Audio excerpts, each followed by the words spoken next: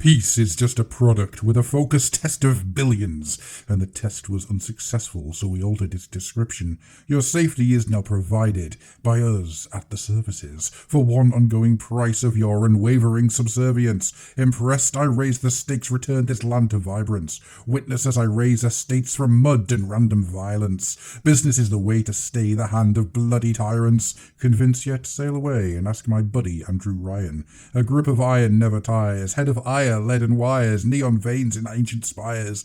Pump the caps and I respire. The economy is ash, but I didn't light the fire. But I can always turn a profit, sweeping up the pyre. Welcome to the Fluffenhammer. Roll your favourite theme tune that you'll hear this week. Go! Fluffers, what is best in life?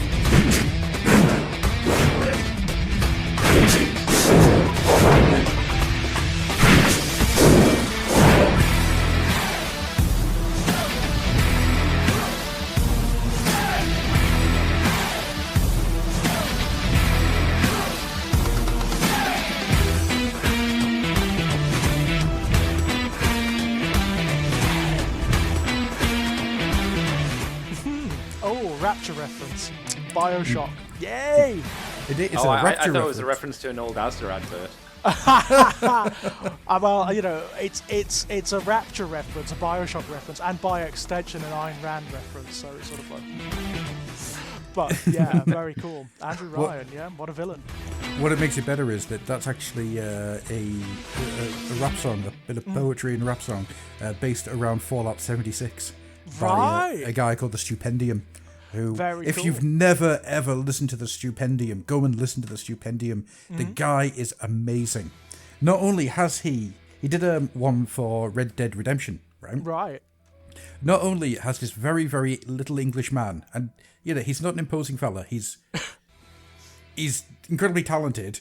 Yeah, but he doesn't look American at all. Not only does he have the sheer audacity to have a spot-on Southern accent. Right. He then raps at high speed in that accent.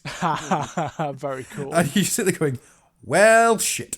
Yeah. That's the best thing I'll see this week. Hello. Man. Hi, I'm Adam. This is George. Say hello, George. Hello. And that's Andy. Ah!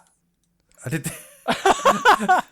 Was that sort of on topic because of the subject that we're talking about today? Was that sort of like a... skeletons, vampires sort of thing. No, I just saw in my Twitter feed just popped up a snapping turtle bite through a watermelon in one bite. Right.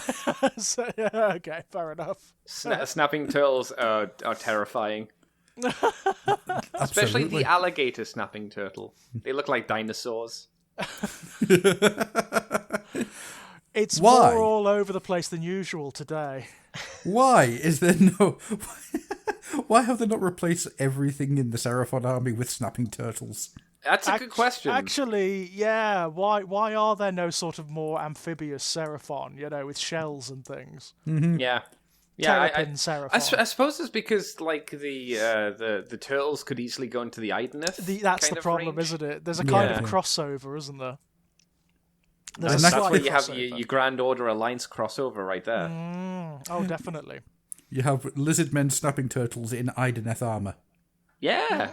No, what you do is you have like a load of snapping turtles, but they're on the back of a giant naked man who's just swimming through the sea. That would be kind of fun. Guess where the stand is to make him look like he's flying? That's not a stand. That's something else. Oh God. No. Just dragging across the seabed. Oh. Blue whale, you've met your match. Blue whale, I mean, I'm blue sure man. somewhere in some dark corner of the internet, someone has had an argument about whether, and indeed how, the Ideneth reproduce, you know? I'm sure that must have happened somewhere. It's actually in the, what's it, in the battle tome. Is it actually in the book, is it? Yeah, they reproduce normally and biologically, but I think it's like 1 in 5 survives. Is it not like frogs? Do they not like just have loads of little eggs? I was going to say, I was imagining sort of spawn, you know? Oh, I wish. But no, unfortunately not.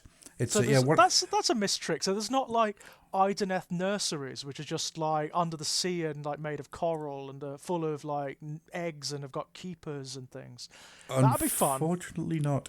I mean, the only real Ideneth expansion that we've had has been one of the books, the Court of the Blind King, I think it was called. And to be honest with you, that was a really difficult book to get through. Right. Wasn't great. It's a funny thing, isn't it, with the Ideneth? Because they are one of the newer armies. They're not one of the traditional armies. So they've kind of yet to... a lot of the writers really haven't got the grasp on them yet that they have on some of the other armies. There wasn't anything in there that made me feel that they were something other than people. I mean, I kept forgetting they were underwater. Yeah, that's a shame because there is a really lovely ethos about the Ideneth. You know, this whole notion of them being the lost children, the mistakes, the failures of Teclis and the gods of light. I love that stuff, and the fact that they've retreated beyond all reach and into these abysses where there is almost no sensation at all. To keep themselves from Slanesh's grasp. I love that. I think that's really cool. You know. I love the idea of the Ideneth hiding under these waves and these great big domed cities and whatnot that they all have to try and make sure that nobody knows that they're there, and everywhere they go the sea comes with them, and souls that they take all kind of float around in the airs if they're drowned. It's a really, really nice image, but they never really kind of connect. The dots haven't connected with the Ideneth yet, I don't think. No, it's a shame because the way I always think of them is melancholy. You know, there's like this incredible sadness about them, which hasn't really manifested in the fiction yet. No. Although, as much as I say that they're not connecting. So AOS is shitting on 40k from a large height at the moment, isn't it? Surprisingly so. I mean, don't get me wrong, I think a lot of the stuff that's happening in 9th Ed is great. I mean, all the codices have been fine, they've been really good. A lot of the stuff is really fun. I'm liking a lot of the add-ons and expansions and things. But to be honest, AOS is it's just got all the tunes at the moment, you know? Yeah. And I'm even saying that given the Drukhari Codex is on pre-order. By the way, yes, I have pre-ordered that because obviously, Cenobites in space, obviously. One of my favorite armies in 40k. You know, they're at least level pegging with the chaos stuff that I like in 40k. Particularly the Homunculi Covens. They're just one of my favorite things in any of the game systems ever. I love them to bits.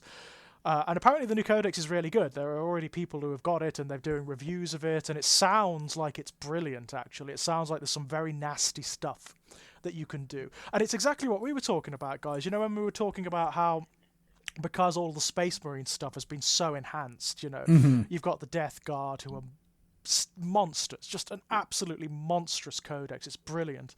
In order for the Xenos races to survive, they have to have a different shot in the arm. It sounds like that's exactly what they've done with the Drukhari. From what I understand, they are so fast it's unbelievable. Ooh. Like ridiculous, unbelievably fast, and also can put out the pain. So almost everything has an extra attack and an extra notch of damage, So that's how they're glass cannon, they're glass cannon. That's how they work. And it sounds like for the first time, legitimately so. Have they had anything done to their defenses, or like being given like dance evasion stuff just to kind of compensate, or is the defense line meant to be similar to what it was before from what you know? They have had a bit of a defensive kick. So, they've got the Power from Pain ability, which is a table that escalates as the battle goes on. So it's basically just successive rules that you add on as the battle rounds go on. So in the first battle round, they get a rule. Second battle round, they get another special rule, and so on and so forth. The first battle round, so immediately across the entire army, there is a 6+ invulnerable save. So everything gets that. Holy shit. So which is actually, I mean, I know people say, 6+, but actually, when you look at it in terms of the entire army, and the fact that it's invulnerable, so you take it against everything, it's pretty good, actually. And that becomes a 5+ on battle round 3, I think. So actually, they are much more survivable, and they're much faster than they used to be. Like, the Void Raven bombers, for example, are the fastest things in the game. They can move. They can bomb the enemy front lines in the first turn. So they're pretty nasty potentially. You know. So what you're saying is, if you're playing against Drakari, you need the first turn because otherwise you're going to really suffer. You're going to get a lot of pain. I mean, I haven't got the book yet, but from what I've seen, it looks like the Void Raven might be the must-take unit. Yeah. It might be the one that everybody has, and in fact that some other players complain about, later on, because not only are they really fast, but they've got those D-mine bombs that break apart reality, and they can kill entire units. They can destroy entire units. So it's like, not nice. But that's how they're supposed to be. That's how they're supposed to be. They're supposed to have some of the best technology in the universe, such to the point that it looks like magic to the other races. It looks like alchemy or magic or whatever. Hellions, Hellions, the guys who ride the skyboards, they've always been shit. Always, ever since they first came in, way back in you remember the Third Ed Codex? They've always been shit. Always, always, always. They've never been good. They are now. They're really good now. They've got an extra attack, they've got an extra wound, they've got an extra notch of toughness, and they move at incredible speeds.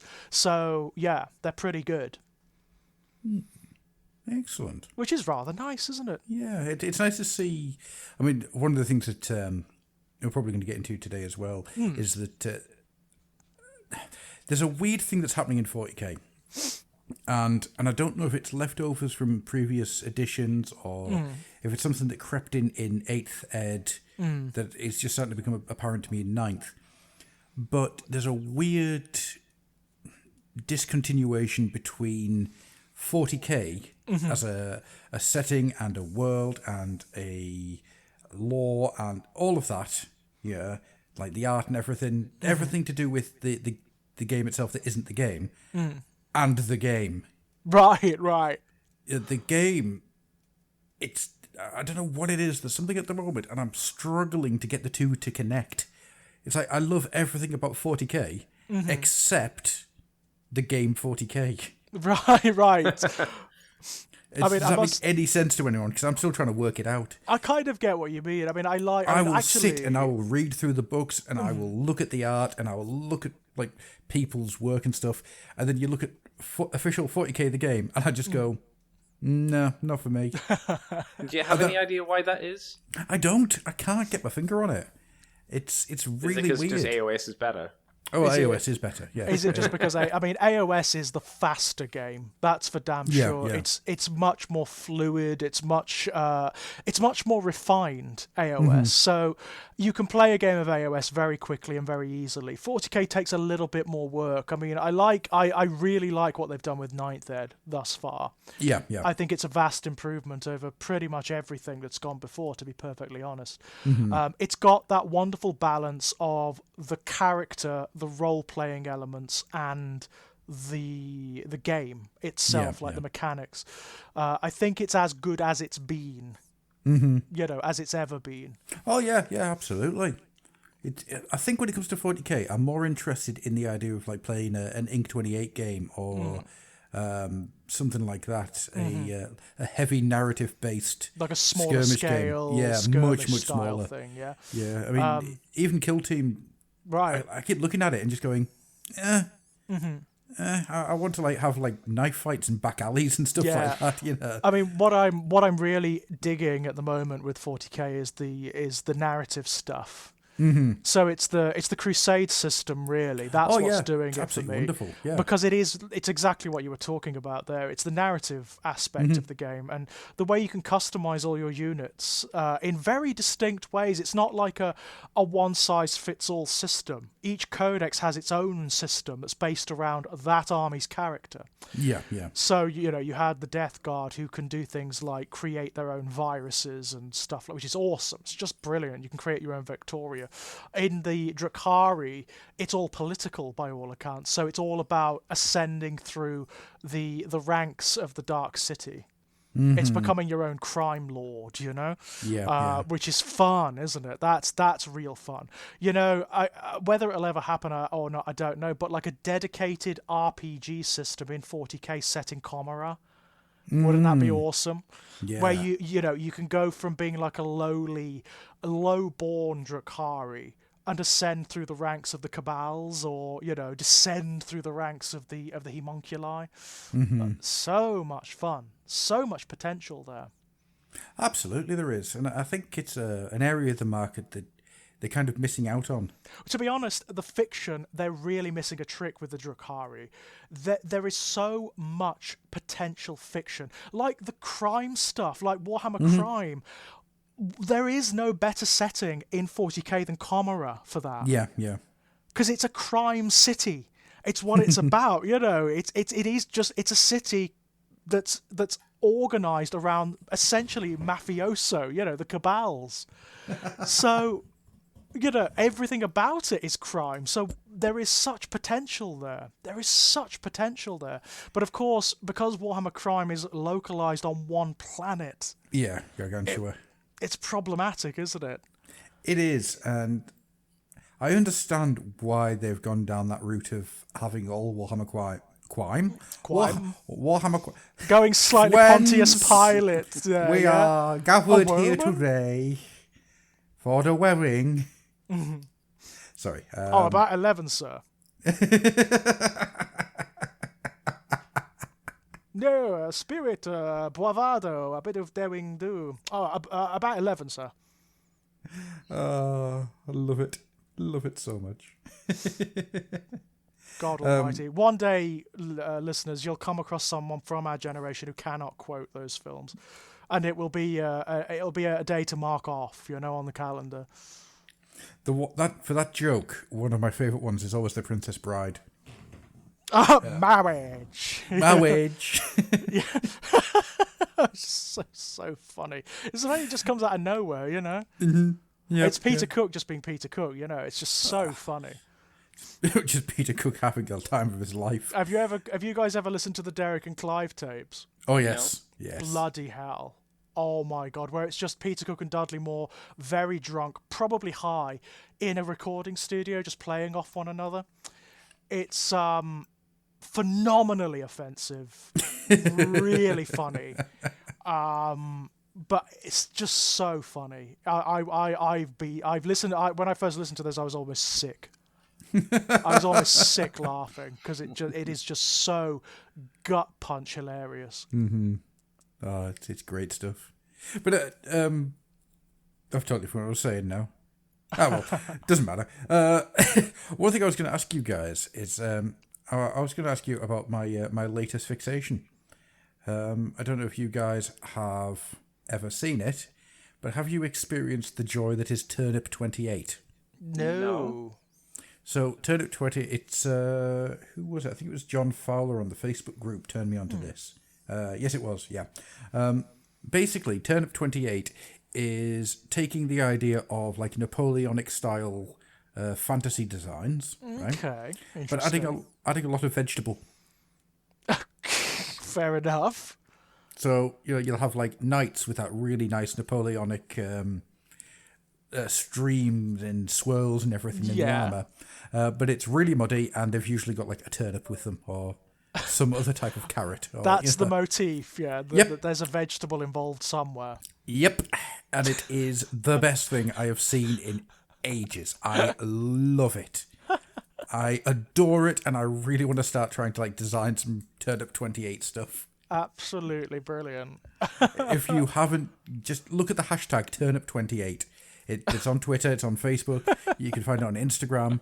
Just check out Turnip 28. Turnip 28. Okie go. I am in love with Turnip 28. It is. There's another one. I think it's like Salvador 28, which is a lot more serious and sensible. Right. I'll just make sure. So not like this podcast at all, then, really. No. I mean, if this podcast was actually a well-made, professional experience, then yeah. Well, for a start off, people would give us more money on Patreon, which you can find us on patreon.com/the Fluffenhammer. Where God, you the will find grift. every Friday a short story getting released. You will get the Demon Host episodes. There will be more stuff down the line when we get the time to actually make it, because time is against me. And then you can go do that. Give us either $1 or $5. Go on. Go on. I just told you I'd turn up 28. That's worth $1. I love it. I love it. Money for your turnips. That was a very, very subtle segue. That was. I liked that. Very good. They won't even notice. No. That's what they call me, Smooth Segway McGraw. That was a proper salesman spiel. That was. And do you know what else? Right. I understand that people out there, they don't want to subscribe to a Patreon. They don't want to go around and say, well, $1 a month, that's $12 a year. Yeah, I don't want to give some idiots on the internet that. Which is who knows fair. what they might do. They'll just spend it on plastic and 10p mix-ups. yeah. Look at them Freddos. going around buying Freddos and Warhammer. That almost sounded like a sort of Mallory Archer rant. Look at them. Look at them there. They're just buying Seraphon so they can dip their toads in chocolate and combine Freddos and Warhammer. What? I think someone needs to rebrand Easter into a Seraphon holiday. Instead of Easter rabbits, we have the Easter Seraphon. Just the Easter bloodthirsty reptile. Well, lizards lay eggs, so it still works. We can still have the egg theme. I want the lizard Komodo dragon. That would be... Well, if you're a good boy this Easter, the Easter Komodo dragon will come and lay chocolate eggs. I was thinking more it won't bite you and poison you to death. Yeah.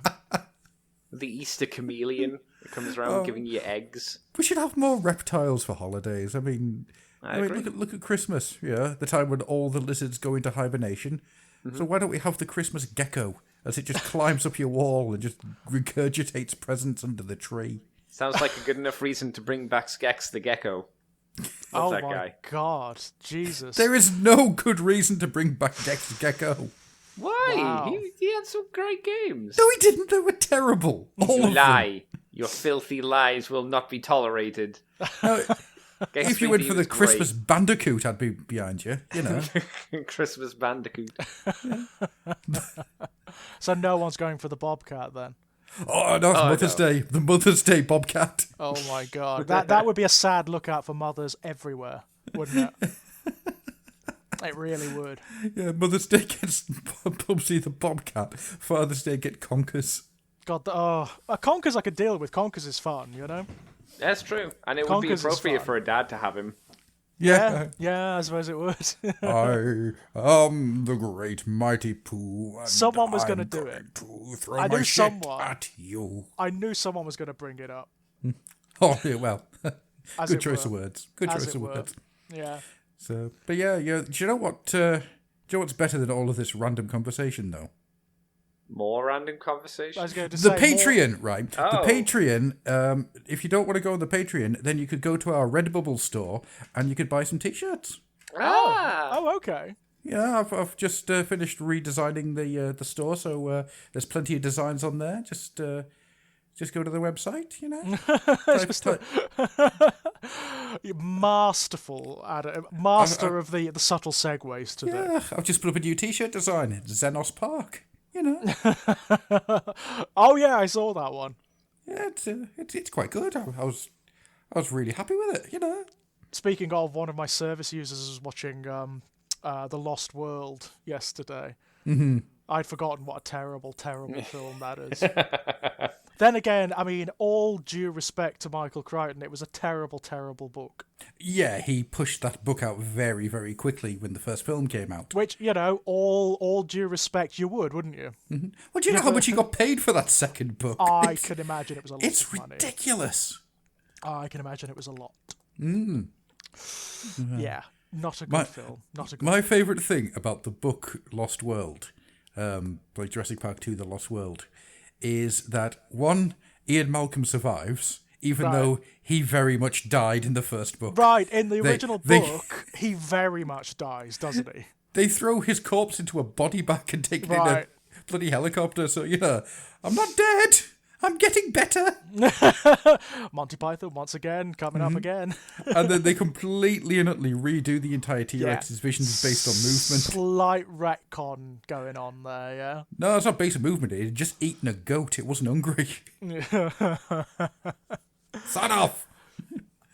Could the guy actually start shouting about how stupid it is for an alpha predator to need to see movement? Because otherwise it would just be screaming at trees the entire time. Right.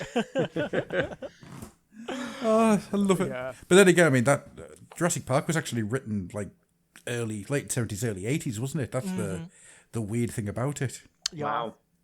Yeah, it's... It certainly was.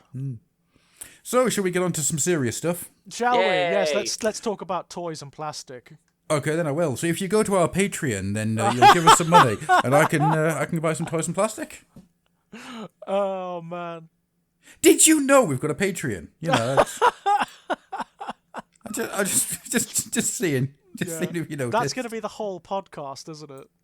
No. I'm not going to hammer it too hard. And well, unlike the Patreon, which we've only got a few members. Come on. Anywho, yeah, stuff was happening. Stuff has been happening, has it not? It has. We have a whole new 2 people joined our Patreon this week. All right, I'm done. Have I got time to go and make a cup of coffee or something? Well, do you know how much a cup of coffee is worth these days? It's difficult times. Oh, man. Got stuff I need to buy. Anywho. Food, water, and vampires, Come on. Vampires, of course. So, shall we do this in reverse order? Because I think that's a great idea because as we were talking about earlier, one of the things about this, it was a great preview. It was really good. It was a really good show, but they did peak too early. They bished a bit. They bished a bit, didn't they, on the order of events? And I definitely think it suffered because I don't know if you noticed this, but they didn't spend a huge amount of time talking about the individual parts of the Grave Lords, but they spent, I felt, a long time talking about some of these other releases in comparison to that. And I was like, really? Yeah. I think the time management would have been better to reverse that just a little bit. Totally. I think the reason for that is that the next few previews we're going to see a lot more vampire stuff. I think so too. I hope so. I mean, it's we'll talk about it when we get there. There's a lot to go on there, isn't there? There's a lot to talk about with regards to the Soul Blight Grave Lords. Yeah. So are we going to start off with the orcs of the system? I mean, we're going to start off with 40k, obviously. Yeah. We're going to start off with 40k, and we'll start off right at the bottom. We'll start off much like Star Wars. We're going to start at the end and work our way backwards. So we're going to start off here with the orcs are apparently getting some brand new beasties. And these are called the Beast Snaggers. And if you want to be a big squig, I want to be a big squig too, because this thing is brilliant. Yeah, it's stupid, and I love it, and I want them. Yeah, what is this all about? I mean, obviously the orcs are due a bit of an upgrade. They've been due an upgrade for quite a while now. Let's be honest, But this looks like they're taking them in a whole other direction, doesn't it? There was a rumour that was kicking around not long after 9th launched, and the rumour was that they were wanting to take the orcs back to the clans. Oh, that's a great idea. Who doesn't love the orc clans? Now, there are a few things in Big Squig here that I can't get that song out the Lionhead, do you want to be a big pig? I want to be a big pig too. Whenever I see this thing, it just jumps straight out at me. And there's a few things here that make me think that that's going to be the case. Number one, it's slightly more feral than the orcs that you normally see. Yeah, these guys, you could easily put this in AOS. Going to, trust me. So easily. I mean, you could be forgiven if you don't see the technological weapons for thinking it's an AOS model. Well, I mean, all I'm going to have to do is chop off the tops of those weapons, use what I've got, which is a feck-ton of Savage Orc and Iron Jaws weapons. I mean, I've got loads of them lying around, so easy enough sorted. That shoulder pad, I'll do a little bit of green stuff. Maybe it doesn't even need to be green stuff. Maybe just slice away at the corners a little bit. to make it a bit more erratic. Problem solved. Paint the jaw bit on the big squig into brass and bronze. Yeah. Sorted. Yeah, you've got yourself an AOS alternative to Boar Riders. Yeah, Squig Riders. Which I'm all about. Now, the reason that I think that this is something different is, well, there's two reasons. Number one, when's the last time you saw an orc wearing white armour? Yeah. Very, very unusual. The answer to that one is, wah, weedy orcs, back from 1988. That's the last time you saw it. Wow, really? Jeez. God. Yeah. Wow. Like, officially saw it, anyhow. But also look at the way the armour sits and the way that the armour's been sculpted. That's not the same type of metal and designs that's in the current No, it Orc isn't. Boys. This Yeah, looks it's- much more like rough and ready. It looks like what they've done is nicked like bits off a White Scar bike or something and just stuck it on, isn't it? That's it looks exactly like that. Yeah. And also the symbols and everything. The symbols are different to what you'd see normally. Because normally it's either the teeth or it's the hazard hazard lines.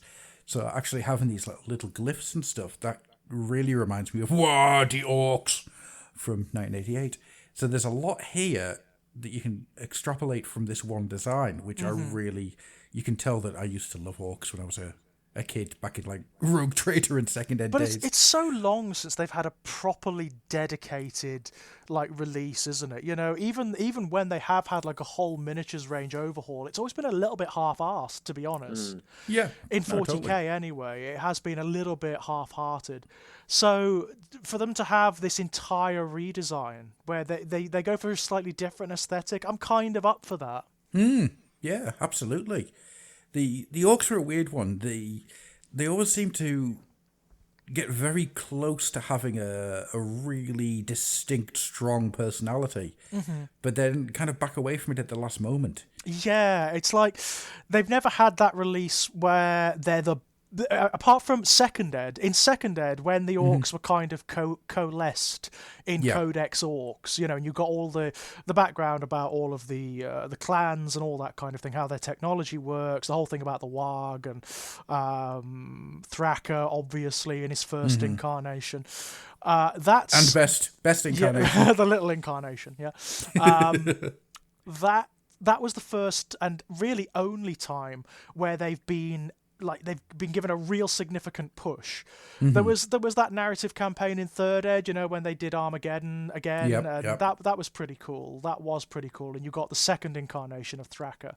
But still, it's been a long time, hasn't it? It's been a long very time since long they've time. been like credible as a threat.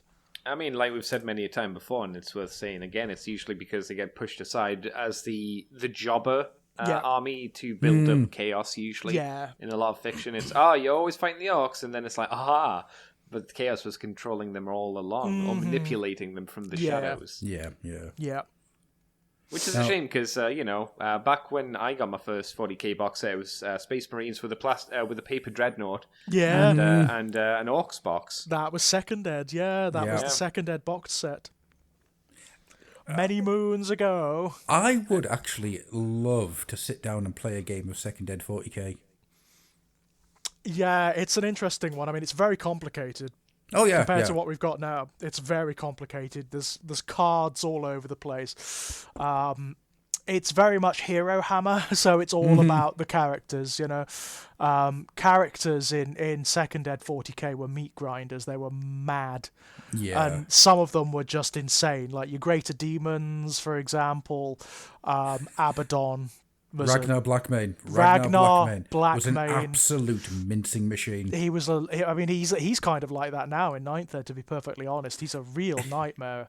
But nothing compared to what characters. I mean, characters back then could take out, like, there were certain characters that could take out armies on their own. You know, and that's not an exaggeration. They actually could, you know. Oh yeah. Bloodthirsters. Second Ed Bloodthirsters. You remember that? Yep. You just stood back and shot them and hoped to hell that eventually somebody would get the lucky shot in. which they wouldn't ever. No. I remember watching a fleet of predators, like 5 or 6 predators, taking down a bloodthirster. It would have to be a fleet of 5 or 6 as well. And they almost did it. Almost, yeah. Yeah, that's like second ed, and that was unreal. That was the absolutely only unreal. thing I can think of in second ed 40k that can go toe to toe with the bloodthirster is a Carnifex. Yep, absolutely. The Or, Carnifex. to give them their proper name, Screamer Killer. The Screamer Killer, yes. That's the only thing I can think of, because that was basically just like the win button back then, wasn't it? You put your Screamer Killer down and you just let it go. Yep. Oh, can you imagine having a Screamer Killer with a little wind-up thing at the back, and its little legs just went, little key, let it go. and the arms just go in and out. Yeah. How difficult would it be to hollow out an old metal Screamer Killer? A lot. It would, just putting the damn thing together is just a nightmare. God, yeah. Do you know that keeps turning up on people's worst miniatures ever made? Really? That surprises me, because it was really popular. People well, it was maybe popular because it was the win button, but I always loved that. And I think Andy's the same, aren't you, man? You share my love of the original Screamer Killer model. Oh, it's better. Yeah, no, it's the Tyranids now are not nearly as characterful as what they used to be. You might say I get really sad and a little bit annoyed when people say that the Tyranids were really gross and ugly looking. Not like in a really good aesthetic gross, but like in that they look really lame. I get really upset when they say that about the old Tyranids, because I think they had a really interesting look to them. They had a really alien design, and everything had a unique look to it. Yeah. There's just, for me, there's too much of a homogenous look to all the Tyranids. Yeah. All the Tyranids look the same for the most part. It's I boring. understand why they've done it. In fact, they did explain, like, when they did that massive overhaul from second ed to third ed, and they changed the whole aesthetic of them. I mean, the reason they did it is to emphasize that fact that they're all sort of evolved from a basic genus, Yes. which makes sense, but at the same time, I prefer the idea that because the Tyranids designed the creature specifically to have a very, very specific role, I prefer the idea that they are so divergent from each other, because you could argue that the base DNA is the same, but they're so different because they're so specialized. I know exactly what you mean, and just from an aesthetic perspective, definitely there is a tendency for the current crop of Tyranids, which are actually, for the most part, really bloody old now. They're from like 30. There is a tendency for them to just look like a faceless horde, isn't there? It's hard to distinguish what's what. I always remember there was 2 books that came out mid to late 90s. Actually, it might even be earlier than that. It might be early to mid. One was the Inquisitor Cryptman being stalked through his cathedral by a Tyranid assassin. It was a lictor, yeah. Oh, no. No, it wasn't. Was it not? I thought it was a lictor. It was a Death Stalker, wasn't it? It predates the lictors. Right, maybe that's where it came from then. I think so, yeah. And it talks about how this thing's like, every time it kills and eats something, it adds more mass to itself and changes its look and that's like cool. grows new parts and whatnot. And I always thought, well, why isn't that a thing? It's this horrible John Carpenter's thing-like creature as it goes around just devouring people and gaining. I mean, it starts off and it eats a cat. It's. I mean, what from eating edition a cat, it was gets more legs. What edition was it where they kind of tried... It was 4th ed. It was when the 4th ed codex for Tyranids came out. They tried to sort of incorporate that idea into them. So you had, like, the Zoanthropes, the big bulbous psychic ones, are grown from Eldar DNA, and the Tyrant Guard, the big armoured ones, are grown from Space Marine DNA. Yes. Yeah. The Biovores, I think, were described as being grown from Orc DNA. Yes, and then they backtracked that when they realised that that doesn't work. Yeah, they completely backed away from it. And it hasn't... That element hasn't been mentioned since. Mm-hmm. They realised that Orc DNA would probably send the Tyranid fleet into all sorts of problems. Because the Orcs then got that real update that they're all like genetically coded to have different areas and different specialities and stuff like biologically placed into them. So the moment the Tyranids eat the Orcs, they start having problems. But yeah, I mean, this release is interesting, isn't it? Because it does it presages the Orcs coming back. Which is nice. It's a good idea. I mean, we had the new Thraka, who is quite amazing. Big old beefy version of Thraka. I like the fact that it's not just like an updated Thraka. He actually was killed. His head was actually chopped off by Ragnar Blackmane, and this is actually a new body. Oh, so he's Mecha Hitler from Castle Wolfenstein. Yeah, pretty much. That's great. Yeah, his head was picked up and sewed into a new big bionic body by a pain boy. I love that. I like the idea if they keep doing that. Maybe they can do like just a Thraka head carried around by a grot. That'd be pretty fun. Makari, yeah, that'd be ace, wouldn't it? Oh god, I need to buy 2 of those Thrakas now. Yeah. I mean, he's a bit of a beat stick as well, isn't he? Bloody hell. Makari, oh yeah. Makari, oh yeah, absolutely. I mean, Thraka's like a Primarch level, isn't he? He's a monster. Yeah. Absolute monster. Yeah, I remember reading the rule set for him. He's just like, Jesus Christ. He's maybe a bit much. Yes and no. He the way should that not be able to take down a demon Primarch one-on-one. I disagree. He shouldn't be able to do that. No way. He's led Warg Asgrul now for 100 years, almost 200 years. It's the most successful Warg that's ever existed, which means that he keeps winning. And if he keeps winning, then he keeps getting bigger. He keeps, because of the self-belief of the orcs. But he can't, because if he's only a head, how can he get bigger? Giant head. This is just a giant head, yeah. or as he keeps getting bigger, he starts growing a new body and he just starts pushing all the bits out the way. And eventually you just end up with this giant orc body wearing parts of his suit. I mean, I got an idea of him becoming something like Mother Brain from Metroid, where he just becomes this giant orc brain in a jar. I'm all about that. Yep. It'd be interesting. You could go down the whole Brain Boy route, I suppose, if you wanted.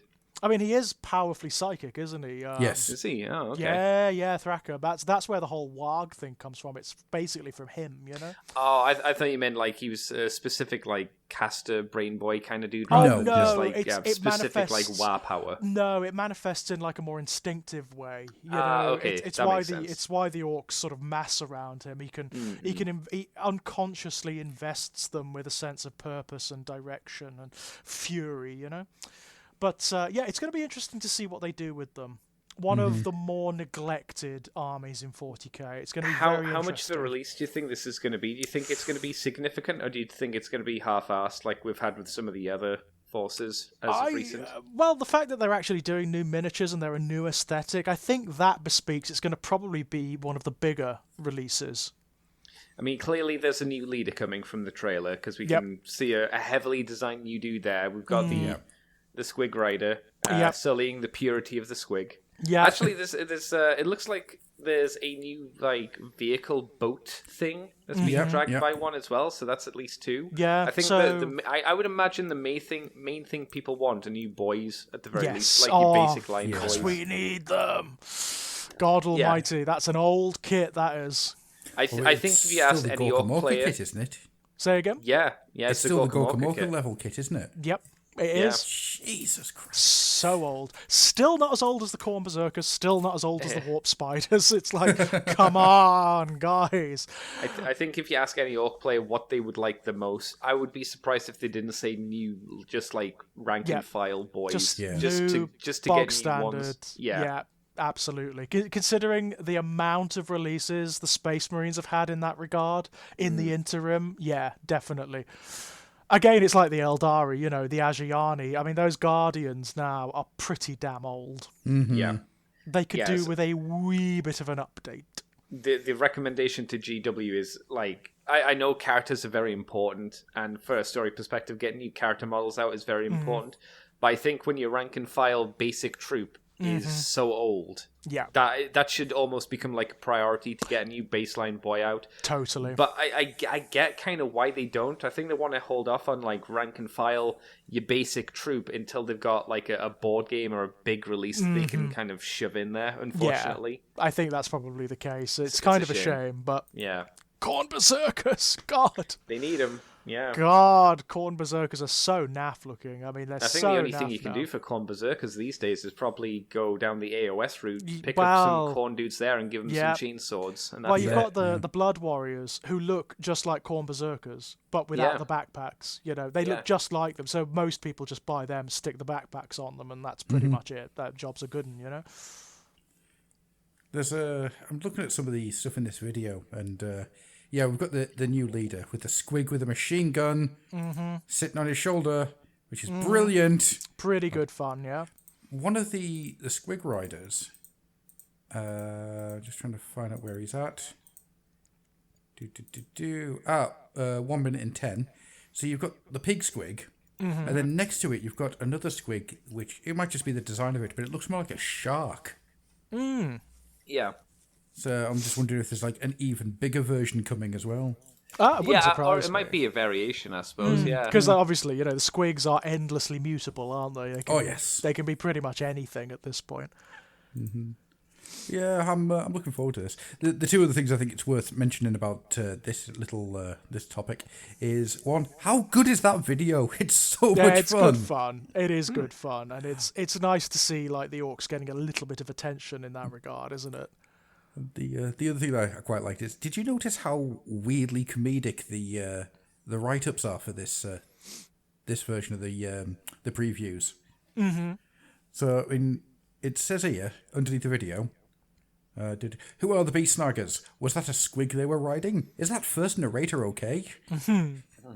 There's a real sense of humour in it in the write-up for this one, and it made me smile.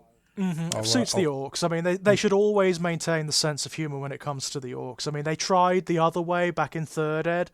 They tried to go grim dark with them, and it does not work. No, they just become incredibly boring when you do that. Yeah. Shall we move on to the nunnery gunnery? Yeah, so Sisters Yeah. of Battle. I mean, these guys, they're going to be big when they do come out, aren't they? Yeah, I think the Sisters of Battle are doing very well for themselves as they slowly but surely inch towards the battlefield. Yeah. There's some good stuff out there. They look great. I mean, I like the fact that they've taken, you know, the notion that they use standardized Imperial designs, like STCs essentially, and elaborate on them wildly. Yep, I mean, They're kind of ridiculous. I love how over the top all of their vehicles and things are, you know, like giant moving cathedrals with guns on them. it's Do you the think they're more statues on the elaborate side. because they're maybe limited? Because this is another like Rhino variation, isn't it? So maybe they're limited to only very specific STCs. And they're not given the bigger Space Marine ones. Yeah. So it's like, okay, what can we do with this? I think and that's it's like, probably the oh, more case. religion too. Yep. We'll have more of that. Yeah, of course. Well, what else would you do if you're Yeah, a Sister of Battle, you know? What else would you do? I mean, as we've said before, one of the things they really need to do with the Sisters of Battle is go down the route of them being very much part of Imperial society in a way that most of the other Imperial armies aren't. The Sisters of Battle, when they're not like doing their nuns with guns thing, are administering to the populations of the Imperium. So more zealots, you know, more fanatics, more people from Imperial society. Yeah. That would be wonderful to see. Herded forward, you know? Well, we've said it a couple of times. We want an Imperial Citizens box set. Yeah, definitely. Yeah, just random little schlubs, little shit farmers that have just been pushed out and say, come on, you come in a battle with me.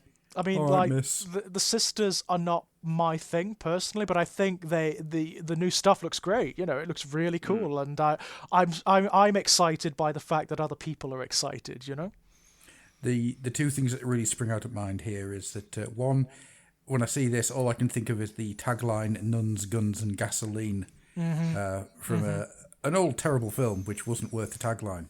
And the fact that I misread it to start with and thought this tank was called the Castrator. To be fair, that would be a very good tank for them. Same root term. So, you know, Castigator is not a million miles away. No, it's just, I have to excuse. Oh, right, Castigator. Sorry, right.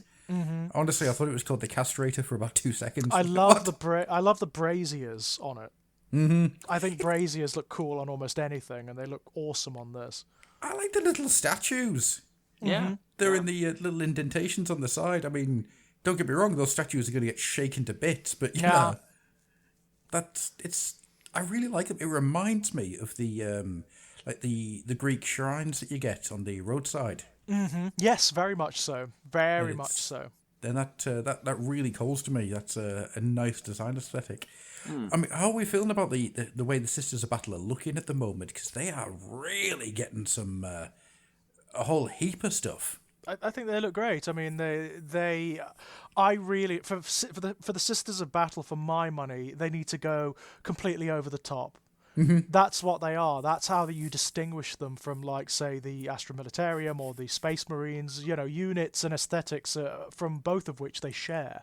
The way you get over that is by going down the Saint Celestine route, where it's just ridiculous, overblown detail. It's saintly stuff. You refer to like Renaissance art, you know, to get the aesthetic, religious Renaissance art, to get the aesthetic for these guys, and that's what I think they're doing. For the most part. Yeah, I'd agree with that. I would agree.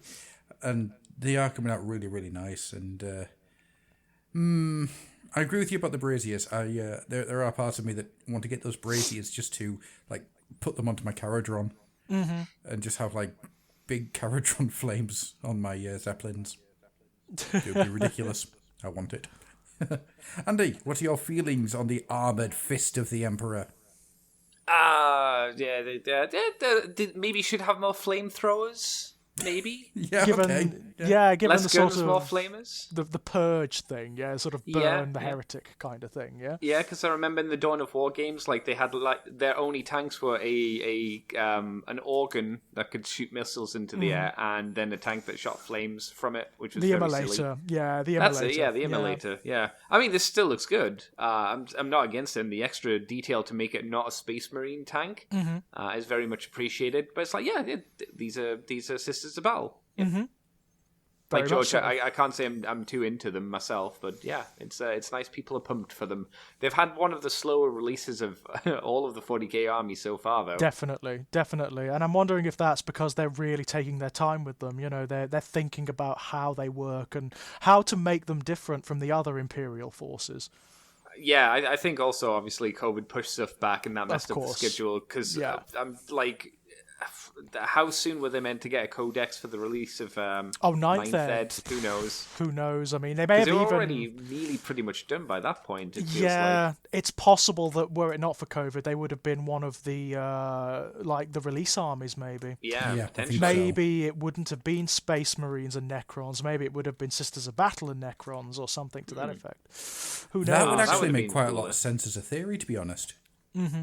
Well, they did have the Sisters of Battle in the trailer as well as the primary focus for the most part. Yeah, they did. So maybe that was the case once upon a time. I want to see more characters because the characters are really where it's at for the Sisters of Battle. How many do they have? Not many. There's the Canoness. There's like zealot priests that you could take, but I'm imagining they're gonna like broaden the range of that massively for this one. You know, for this release. Have they got a saint character yet? Like Celestine or whatever she's called. Like a lesser saint, you know. They haven't yet. No, they haven't got like like a dedicate. You know what they really do need? They need what they have in the fiction, which is when they go to battle, they have all of these exactly what you said, Andy, like drawn from Imperial society, people who are essentially rogue psychers, but who manifest like saintly powers. So some of them are like children who can turn back the tides of chaos, you know, or who can heal with a touch. They need like a coterie of those characters. That'd be great fun, wouldn't it? That'd be all right, yeah. You know, in the same way that the Inquisitors have. Yeah. Yeah, I see what you're saying. Absolutely. That would be fun. I was just having a look through the notes that people mentioned when I was putting all the photos and stuff up yesterday. And somebody says here about the Castigator. Well, that's a very, very predatory-looking tank. Although calling it a religious predator is probably a bad idea. Probably, yeah. Yeah. Kind of made me chuckle. Yeah, it's a little naughty. So, shall we move on then to some Omnissiah goodness? Yeah, why not? I mean, this one's been coming for a while, hasn't it? They are obviously this was going to be one of the earlier Ninth Ed releases because the Adeptus Mechanicus have pretty much a full roster, you know. Yeah. There's a few things here. The video actually I thought was really good, just because the way it came up with was it unlocking upgrade mechanisms. I quite liked that. But we've got the AdMech Marshal, the Skitari Marshal. Yeah. Who, you often say that you see people talking about how GW miniatures are overproduced nowadays, and there's just a little bit too much going on. Yes, I kind of see where you're going. Yeah, this to me isn't a million miles away from being a Michael Bay Transformer. However, it's not that bad. Jesus. God, no, nothing's however, that design aesthetic done right. There's a few things here I really like. First of all, I like the fact that he has no legs. Now, if you look at that picture, you might see what I'm talking about. There's the front of his legs, right, but there's no internals. Right. How is he walking? Well, I imagine they're just skeletal legs, aren't they? And it's just like a beam, but with the shin over the front of the beam going up straight up. I think it's more of a. I think what's happening with it's the photograph more than anything, because there is stuff back there. You can see there is, if you look at the intersection between the knee and the sort of shin guard portion, there is stuff back there. It's just because it's painted in a particular way, it looks like it's melding into the cloak. Yeah, I think you're absolutely right. So it creates this illusion of there being nothing back there. It's really weird, isn't it? It is a little odd. It does look a little strange. I mean, he's kind of cool, but there's a lot going on there, isn't there? There is. I think for a like a top-notch, top-of-the-game painter, this guy is a goddamn godsend. This is the type of thing that people can really go to town on, making something incredible out of. Myself, I fear it. I fear what it would look like if I tried to paint it. Nah, just throw him in some Null Noil, boom, done. I was going to say, I mean, there are ways, because the Skitari are kind of forgiving in that regard, because all the details are mechanical. All you really need to do is dry brush them, just paint them black and dry brush them with metal details, and they'll look all right. They'll look fine, True enough. I think it's appropriate as well for these guys to look over detailed as well, being Mechanicus guys. I don't mind these guys being I don't too either, much. because what they've done with the Adeptus Mechanicus is gone down the John Blanche route. Obviously, they've looked at the John Blanche artwork of the Adeptus Mechanicus, and that's what they've translated into the miniature aesthetic, and actually that really works for them. It really does work. Totally agree. There's potential for like machine-based armies to be a little too sleek, to be too many armored plates and whatnot. But these guys are fun. These guys are actually a lot of fun. Well, I love the idea of the retro aesthetic that they've got. It's they're basically diesel punk. There is no far-flung future. Pardon me. There's a wonderful little part in one of the short stories, and it's that the AdMech are trying to get back to the point where they were 3 millennia ago.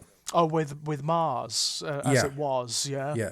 The technology that they have got is half forgotten, half understood, barely functioning, millions of years old technology. Yeah, it's basically bastardized, isn't it? Like, absolutely, they don't really understand it to a great degree. No. And as time has gone on, it's become more superstitious. So, like, the Mechanicum, as it used to be, like at the beginning of the Great Crusade, that superstition was there, but it certainly wasn't the case that they would have to, they had to do, particular propitiations to get the machines to work, Yeah. They understood that they were machines. There was a kind of purity to what they were doing back then. Since that time, it's become, like everything in the Imperium, it's become degraded and mythologized, and now it's as much superstition as it is scientific understanding. If not more so one side than the other. Maybe it's more of a sort of 60-40 split, Yeah. There's a load of stuff that's going on here that I really enjoy. The idea that the AdMech themselves don't really know what the hell they're doing. And so when they try to get something like this take place, this amazing marshal who the way that they kind of describe him here, where's it at? Whilst it's not uncommon for tech priests to be skilled at commanding their cohorts as they are tinkering with the technology, an extra pair of hands can never hurt on a chaotic battlefield. For once, however, they've decided to give those hands their own body rather than just wielding to their own spine. Yeah. Which gives me the idea, is this guy just like a head that they've taken off the shelf? He's a stuck Skitari. in a body? Yeah, he's a Skitari, so he is essentially a lobotomy. Like, the Skitari robots are basically just the nervous systems and brains of human beings that have been implanted into robots and massively, massively surgically altered, so all they do is process their purpose. That's they know nothing other than their purpose. So that's what this guy is. I imagine he's a slightly more complex version. So he can do things like he can extrapolate battlefield, situations and layouts and battle plans and all that kind of thing. But it's still essentially just a lobotomized robot. Yeah. That's what I was thinking. Is this, instead of an independent ego of itself, is this something that's been built to lead? That's essentially that's what I'm getting from it. I mean, the battlefield Skitari are exactly that. They're just they're just soldiers. They have no other function or purpose, and they know nothing other, despite having human components. So this guy, I imagine, there's some potentially very dark background to characters like this. I mean, do the Adeptus Mechanicus select specific brains for this function? So do they go to Imperial commanders whose brains and nervous systems have been preserved and implant them into the machine? There's some very narratively and existentially, there's a lot of very nasty stuff going on here. Because we know that servitors are usually criminals, aren't they? That's so right. If you have a military offense, like a court-martial on a commanding officer, like you say, maybe one of their brains are plopped out and plopped into this. Maybe so. Maybe they consider it like an honor, because they are, they according to the Adeptus Mechanicus, they are bringing them closer to the state of the divine machine, aren't they? So they probably think it's it's wonderful, it's a boon, Would they? That's for themselves, but do they care that much for the Skitari, or do they see them merely as a tool to operate? Well, they are definitely tools and instruments, but they are still ascended. They have a certain purity about them that's far beyond the human and its frailties. So it wouldn't be given to criminals then? No. Or wouldn't be given to people that have done court-martials or something? So I doubt it. I doubt it. Because I imagine this kind of technology as well. These guys are obviously really advanced compared to the normal Skitari, so they wouldn't waste that technology on someone unworthy. Very cool stuff. To move us on a little bit, I want to talk a little bit about the Codex Adeptus Mechanicus. The artwork. Whew. Yeah. Whew. Love it. Holy shit, that's gorgeous. Love it. It reminds me of some of the artwork in the Death Guard Codex. It's all, thus far, actually, the codices, the artwork has been spectacular. And I will say, they are doing what they also did with the AOS battle tomes. There's a slightly greater degree of variety in the artwork. It's not as, slavishly cleaving to that house style that they developed in 8th Ed, which is lovely to see. A bit of variation, I would have liked a bit more colour on the front cover. I think having the foreground and the background the same colour doesn't highlight them as much as I'd like them to. It makes them look more like an evil army. Because everything around them's dark, so maybe having something a bit lighter to highlight the characters would have been a bit better, at least for me. Yeah, especially given that we're almost certainly going to be getting an Hereticus Mechanicus army as well in 9th Ed. It's basically mooted at this point, I think it's because I'm just not a big fan of the bluey, greeny grey kind of background aesthetic that 40k is going for at the moment, with all of its just the logos kind of that color. You can see the top banners kind of that color. I'm just not a fan of that. For the Drakari, I think it's a good color for their background and stuff like that. But for specific hero armies, I don't think it works and it doesn't have the same pop. Yeah, then 'cause, again, that's more of an issue that me and I think Adam have had about the the logo for 40k as well. It's not nearly as good as Second Dead. But it's funny, isn't it? Because best like one. the Space Marine Codex, they obviously took that into account. So you've got the Yes, Ultramarine, and it's orange in the background. It's all Yeah, yeah. explosion. So they've obviously taken that into account for that. The Drakari one as well, I think, is the same, isn't it? Yes, that's an orange background It's as well. all- That's a good yeah. one to highlight them as they're like running away from an explosion they've caused or Yeah. something. Of course. So, yeah, it's interesting because, of course, I mean, the obvious thing to do with the Adeptus Mechanicus would be to go for, like, a rusty red background, like Mars, Yeah. you know? But like a then the Martian problem with background. that is that you lose the red of the Yeah, robes. the cloaks, yeah. If you've got a bright, vibrant background, then you're given the idea of movement, of life, of hectic. There's a word here that just went from the tip of my tongue. God damn it, language! Why do you fail me? You're looking at The basically kinetic, yeah, there's a kinetic. kineticism, Yeah, there we go. isn't it? That's the Yeah, word I'm I know after. what you mean. There's a kineticism, isn't there? Yeah.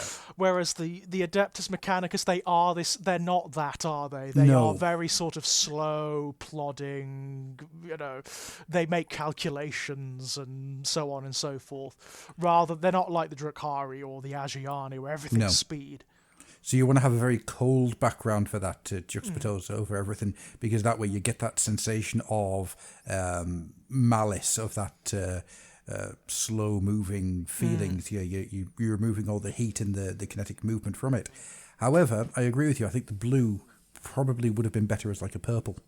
Yes, something just a little to differentiate between like the border stuff Yeah. and the background probably would have worked. I don't know. I've got to disagree. I think the previous editions' use of colors, like the 8th editions and the 7th editions, using the blue of the energy and kind of a dusty orange, Yeah. for kind of a like an idea of maybe Mars's dust cloud shine that it would give. I think worked well off the orange.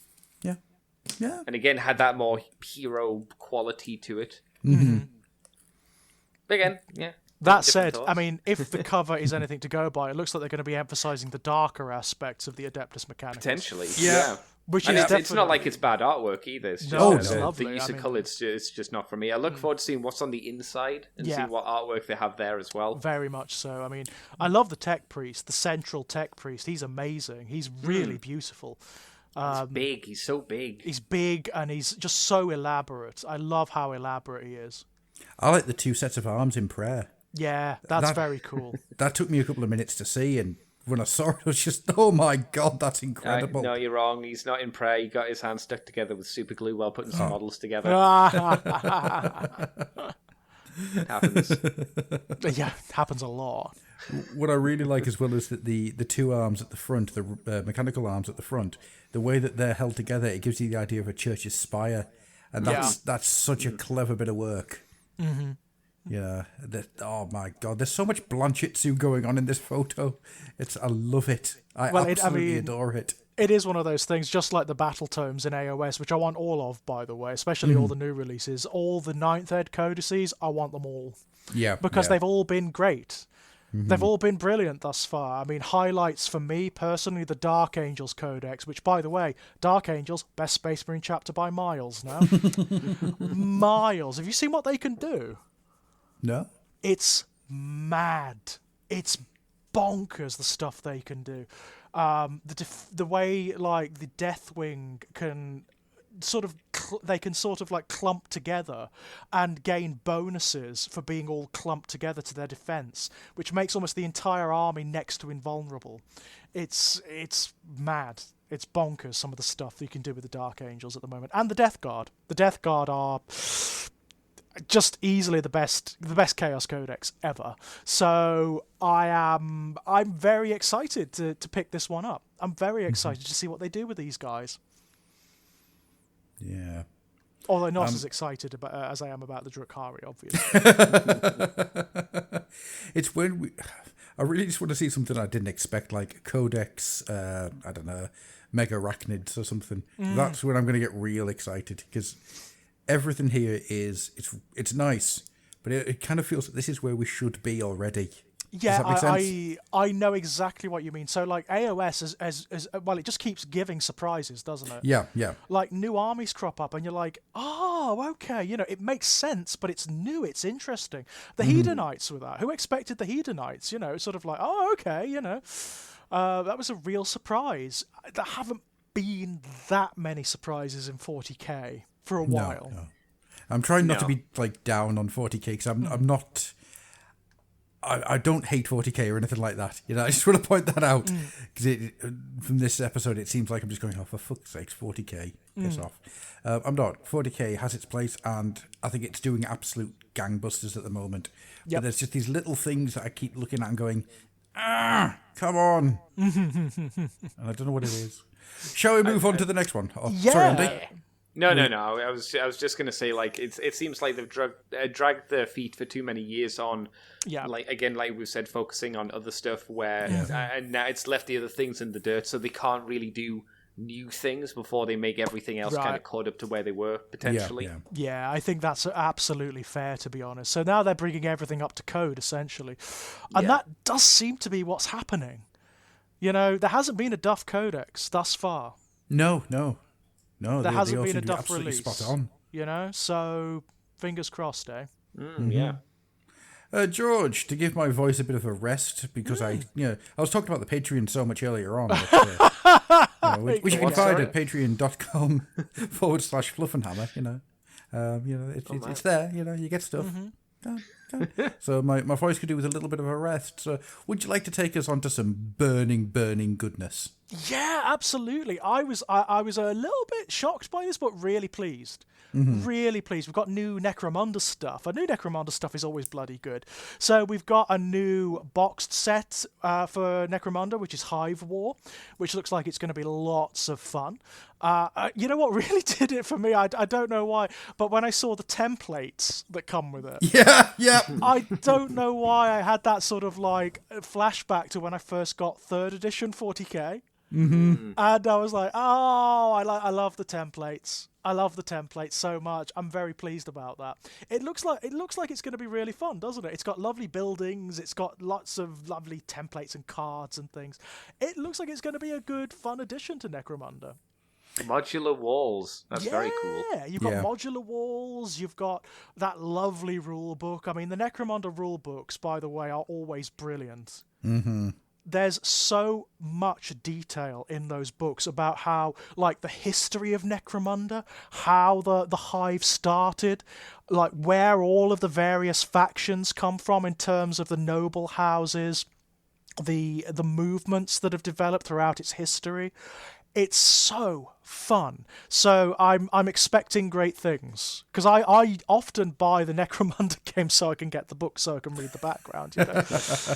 I'm expecting great things from this. It's one of my favourite areas of 40k in terms of background. Agreed. Yeah. And this box set's lovely. You've got an Escher gang, you've got a Delac gang. The Delacs are that new Delac release. Beautiful. I mean, absolutely beautiful. This looks like this is the kind of game I'm going to buy and I'm going to take to my friends when lockdown is done and when the pandemic is gone, and it's going to be so much fun. Yeah. It's going to be so much fun. I cannot wait. On top of that, of course, we've got one of the old houses has come back. We've got House Cawdor back. We've got the Redemptionists in all of their glory, House Cawdor. Oh man, one of the original houses that was released way back when Necromunda first became a thing, And the Redemptionists have got to be one of the most distinct of. They're certainly one of the most fondly remembered. People remember these guys largely because of that comic. Yeah, The Redeemer by Pat Mills. The yeah, Redeemer, man. Yeah, obviously. But also because of the miniatures. They were basically like, they're imperialist fanatics who have burning braziers on their heads. And Winning for me. Essentially, it's Burn the Heretic. You could definitely use these miniatures in a Sisters of Battle army or an Inquisition army or something like that. Or what I would like to do with them, which is make them all into Gene Stealer cults.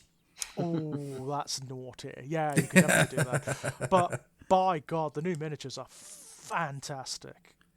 The thing about the Redeemers, and it will always been the thing that sticks in my mind is that these are the guys too extreme for House Cawdor.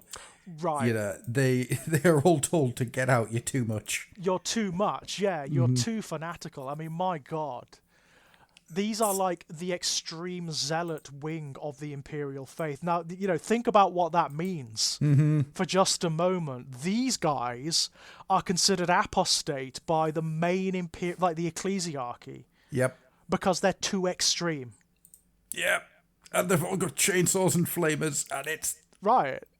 I love them so much. If you wanted, you could just buy these guys for the Sisters of Battle, I'm sure, right? Yeah. Oh, totally. Or for an Easily. Inquisitor army or something like that. I mean, like, the leader would make a great basis for an Inquisitor. Oh, yeah. The one with the book, right? Yeah, love him. Love him to bits. He's such a cool mini.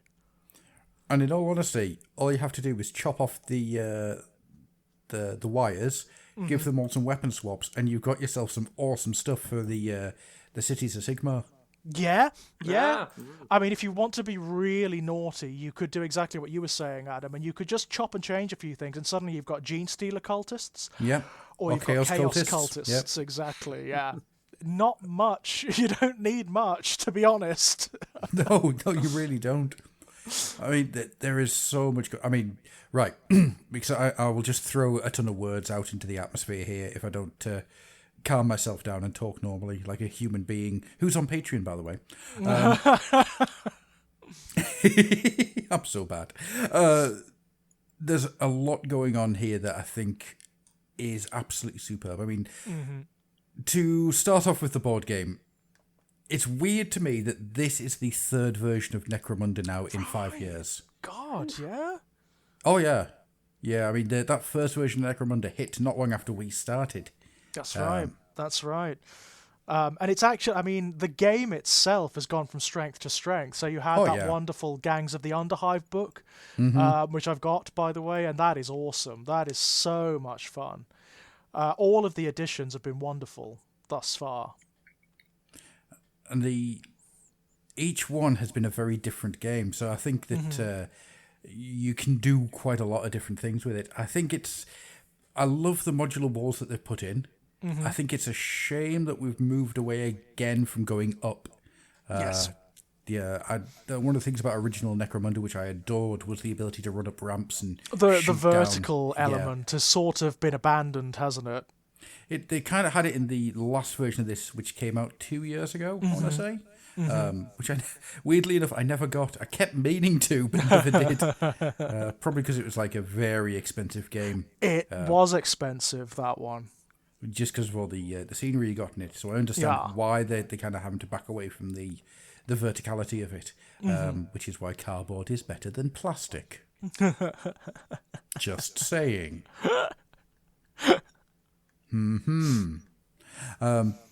But then again, saying that, there's nothing stopping you from putting this stuff together and making your own boards. No, absolutely. Just using your 40k scenery, or something like that. I mean, this one does look like it's like the original Underhive board game, where it was a board game. It was set to be, instead of being on a tabletop with a load of scenery, scatter scenery, it's here is your board, here is the stuff to go on it. Right. Fine, yeah, okay, works for me. That's not a problem at all. But I do find it weird that it's the third version of this now that we've got. They did say that this is a starter point. This is for people who want to get into it with. You can sort of tell just by looking at it, can't you? Because it's got everything you need, Mm-hmm. The fact that it's Delac and Escher. Yeah, I'm all about that. Yeah, all totally. About that. I like the different coloured dice. I never noticed, but the dice are inverted so you can differentiate between them. That's a clever idea. Yeah, and the fact that you get plus markers. Oh, man. Yay. I hope that they get like prints on them of like fire and whatnot. I still have my original second ed 40k ones. I think I've got my third ed ones, the transparent plastic ones. They're not as good. Cardboard's better than plastic. It just so isn't. But do you remember, like in second ed, everything had its own template? Yep. Yeah, I remember. It wasn't just like your standardized templates for everything. So, like the Noise Marine Doom Siren had its own template. Most psychic powers had their own template. Well, this is why cardboard's better than plastic. You can print out these templates in White Dwarf, cut them out, stick them to a piece of Frosty's cereal packaging, and there you go. Boom! You've got yourself a template for your I predators. think on the whole, I prefer the dice system that they've moved to. On the whole. Are you saying that the old shock attack template that you could get out of White Dwarf issue 102 isn't the best thing that ever existed? I'm not necessarily saying that.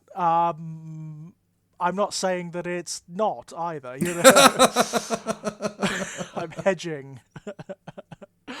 Oh man. But yeah, so... But I do recall when I first got into 40k, like, putting one of those cardboard templates down in second ed, mind you. And in second ed, it was mathematically complex as well, because you had to look at, like, is it covering, like, 50% of the miniature? Does that mean that it's been hit? And then, like, having to hold the bastard in place and lever your head down so you could count the damn miniatures that were underneath the opaque cardboard template. Yeah, they were good days. They were not. Because then you had the shadow of the template coming down, and you could pretend it was the shadow of death going over the Imperial Guardsmen. Yeah. At least, I mean, to be fair, it was a lot more efficient than Rogue Trader. Well, where you had to also had to calculate what bit of the miniature it had actually hit. Yeah. Oh, God. Yeah, but you're talking there about 10%, 25%, 50%, 75%, 100% covering. Everything had hitboxes. Everything had hitboxes. Man. So you had That's to determine... fine for a video game, not for a board game. No. Games used to last for days. I'm not surprised. Used to last for days. But this looks fun. And the new Cawdor miniatures are ace. Yeah, they are. Love I've 'em. got 2 boxes of them. I really like them. Yeah. Really, really like them. They've got that very sort of scraggly, like, makeshift thing going on that works so well in Necromunda. Yeah. Man alive, there's so much about Necromunda I love. The only thing I think that stopped me from just going all in on Necromunda is that I haven't seen the house which has sang to me. Yeah, I like everything they've put out, but none of them have really been the ones that I've gone, right, I can do this with it. I can put a theme or a concept over the top of this and do this. Well, I think one of the best things about the new Necromunda is, at least if it follows on from what's been done in the more recent stuff, is you can make your own. Oh, yeah. You can just throw together your own house, and you can even throw together like your own freelance agents and whatnot if you like, and just go down that route. That's probably what I'd do if I'm perfectly honest. I know what I'd do. Old Imperial Beastmen. Oh, yeah, which of course you can. Of course. Of course, it's possible. yeah. It's totally possible. There we go. That's what I would do. I thought squats, Yeah, well, why not go for like an abhuman band? Yeah, ogre and squats. Yeah, it'd be Holy great fun. shit. Oh no, George. No, that's too good of an idea. Oh no. I really like that. Necromunda, like the underhives of Necromunda, would be the kind of place where you would find them. Because it's one of the only places where they'd be tolerated in the Imperium, Yeah. Or at least where they could go to ground. I find it weird that there hasn't been like the House of Slime or something yet, where the you've got the rat skins and the zombies. Yeah, I mean, freaking Karloth. Yeah. Yeah. I had to be very careful about saying that name, making sure I was saying the actual Necromunda character name and not the horror actor Boris. Yeah, I was going to Karloff. say, yeah. Because was that his name, Karloff, the zombie master? I cannot remember, but I remember the zombie master, but I don't remember his name. I'm sure it was Karloff. But I think when that hits, that'll be the point where I get into Necromunda. Yeah. Because Karloff was just wonderful, just wandering around, picking up the dead in a shed and just... Stitching them back together and just resurrecting them. stitching them back together, injecting them with the serum that he'd made. It's like, whoop, got some zombies. There we go. Yeah, the that fact, stuff. The fact that he just like lived in a sewer, just sitting in this like poo-encrusted, horrible like little tube. It's like, I'm not coming out. I don't have any zombies. Although that does describe like about 80% of the underhivers, doesn't it? Really, it does actually. Yeah. But the fact that he had like a little jacuzzi made out of like actual sewer water, I love it. I love it so much. There's a great short story in one of the more recent short story collections, actually, where it's set on Necromunda, and like a group of children in the Underhive find this guy who's fallen down from the Upper Hive. And it's clearly a space marine. And they tend to him, and they like gradually bring him back to health. And when he gets back up, it's actually Fabius Bile. Oh, no. Right. Oh, no. How grateful is Fabius? He's not as bad as you'd think. That's good. He actually helps them because they are constantly being predated upon by... other rival gangs and whatnot. So he actually does help them. Not many of them survive, but he does help them. Does he help them as in they get help that would help them? Or does he help them in the way that I'm Fabius Bile, I know how I can help? It's sort of a little of column A, a little of column B, It's pretty good. It's pretty good. That's really cool. I like that. So the Redeemers themselves. Andy, do you have any thoughts on the flaming, burning hereticals? I mean, Necromunda's never been my style of game, visually or anything like that. So, I mean, they look okay, but this style has never been for me. I remember seeing the guy with the flaming brazier head back in the day on an Inferno way back cover. when. Yeah, way back when, and even then I was like, yeah, it's not for me. So I can't really say that it did a huge amount for me. Okay. To be honest. That's fine. That's fair. Shall we move on then? Yeah. Why not? Then. Why not? I mean, we're getting into it now, aren't we? Yeah, we're getting into the stuff that's going to make Andy happy. So, Andy, Yay. do you want to take some diachasm? Yeah, Warhammer Underworlds, we got a preview earlier on in the week of the main dude for Canaan's Reapers, I think they're called. Yeah. We got the main dude revealed with his big old scythe. He's battle axe thing. lovely, isn't he? Yeah, and then obviously we had the full reveal for the rest of his retinue. Assuming it's his, I assume that's the case. Yeah, I think so. I think that's a fair assumption. He's one of the Mortisan soul shapers, isn't he? I don't know. I think I'll take so. your word for it. I think so. He's definitely of the Mortisan cult. So they're essentially the guys who are responsible for shaping the Ossiarch Bone Reapers. Some of them are responsible for like scything the souls away from the bodies and sculpting the souls into the shapes they're supposed to be. Others are the Bone Shapers. So they're designed to they sculpt the living bone using their magic and create all of the various different constructs. I think this is... I don't know quite what he's described as. Is he one of the Soul Reapers? Or Soul Shapers? No. Hang on. I'm so excited. I need a glass of water. He's dying. Did you just say he's a Soul Reaper? Is this Legacy of Canaan Soul Reaper? It might be that there may be more to that than than the joke implies. Holy shit! Oh my god! I've just suddenly became very excited at the idea of Warhammer Underworld doing a Legacy of Cain joke. They must have done some in the past, right? Oh yeah, I mean, like some of the vampire. Like, did you guys ever see the last miniature of Vlad? Oh yes. It was Cain. Yes, it was Cain. True. It had all the hair and everything. It had the armor. It was Cain. Yeah, you're not a million miles away from the truth there, actually. They clearly looked at... the whole thing of bloodlines in vampires has been around for ages, but even some of the bloodlines that they created were clearly based on the ones from Legacy of Cain, So, yeah. There's definitely an influence there.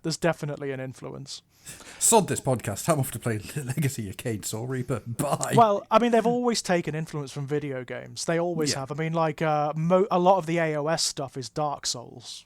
It just is. It so clearly is, especially the undead and chaos, A lot of it comes from Dark Souls. Fine by me. Yeah, and me. I mean, that's not a complaint.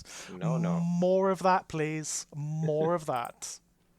I'm just having a look now to see if any of the other ones are called Raziel. Nah. But this guy, I mean, he's brilliant. He is, for me, he's one of the best of the Mortisan, of the Ossiarchs that I've seen.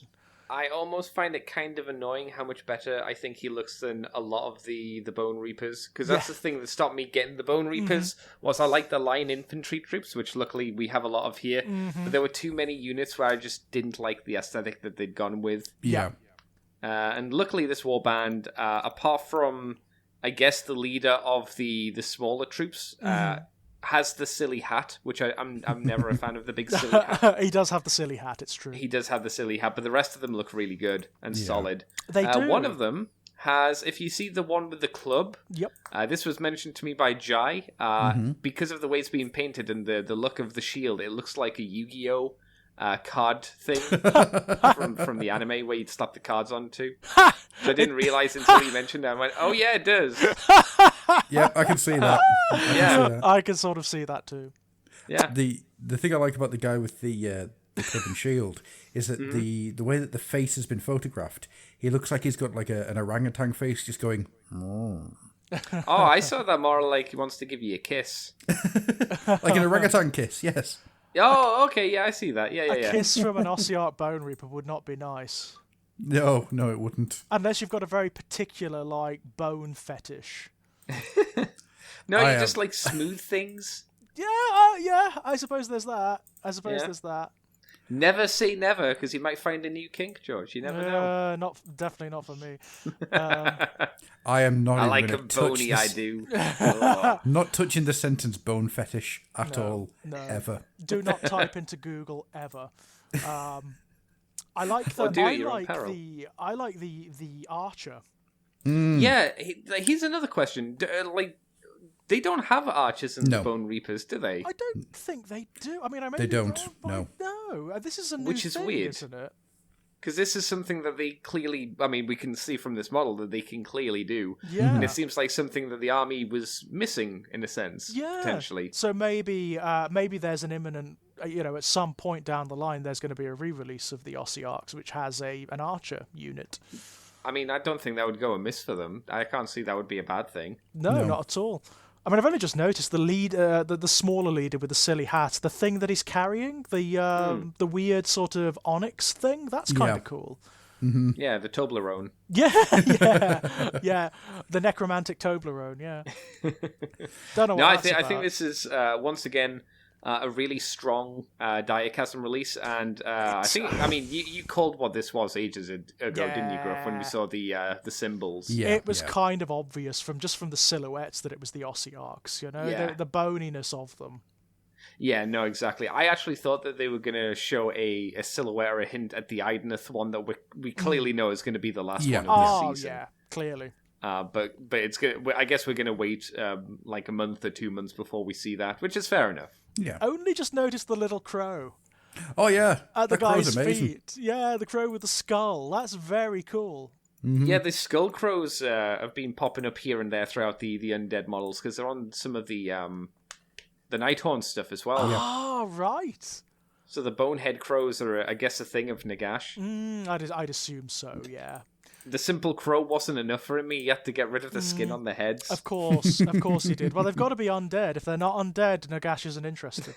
That's true. No, that's true. So this is another buy for me at some point. Yeah. Diachasm. I mean, every single release is excellent, isn't it?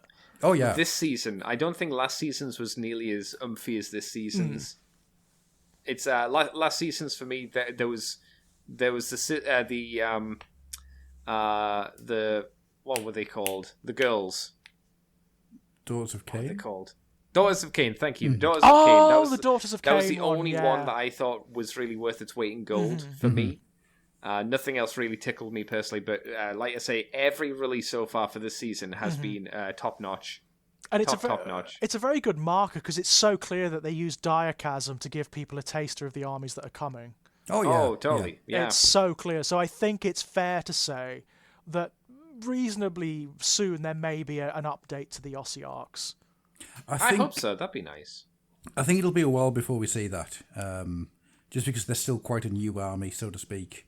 But they have been doing it recently, haven't they? I mean, like the Hedonites. The Hedonites have had 2 releases since the Ossiarchs.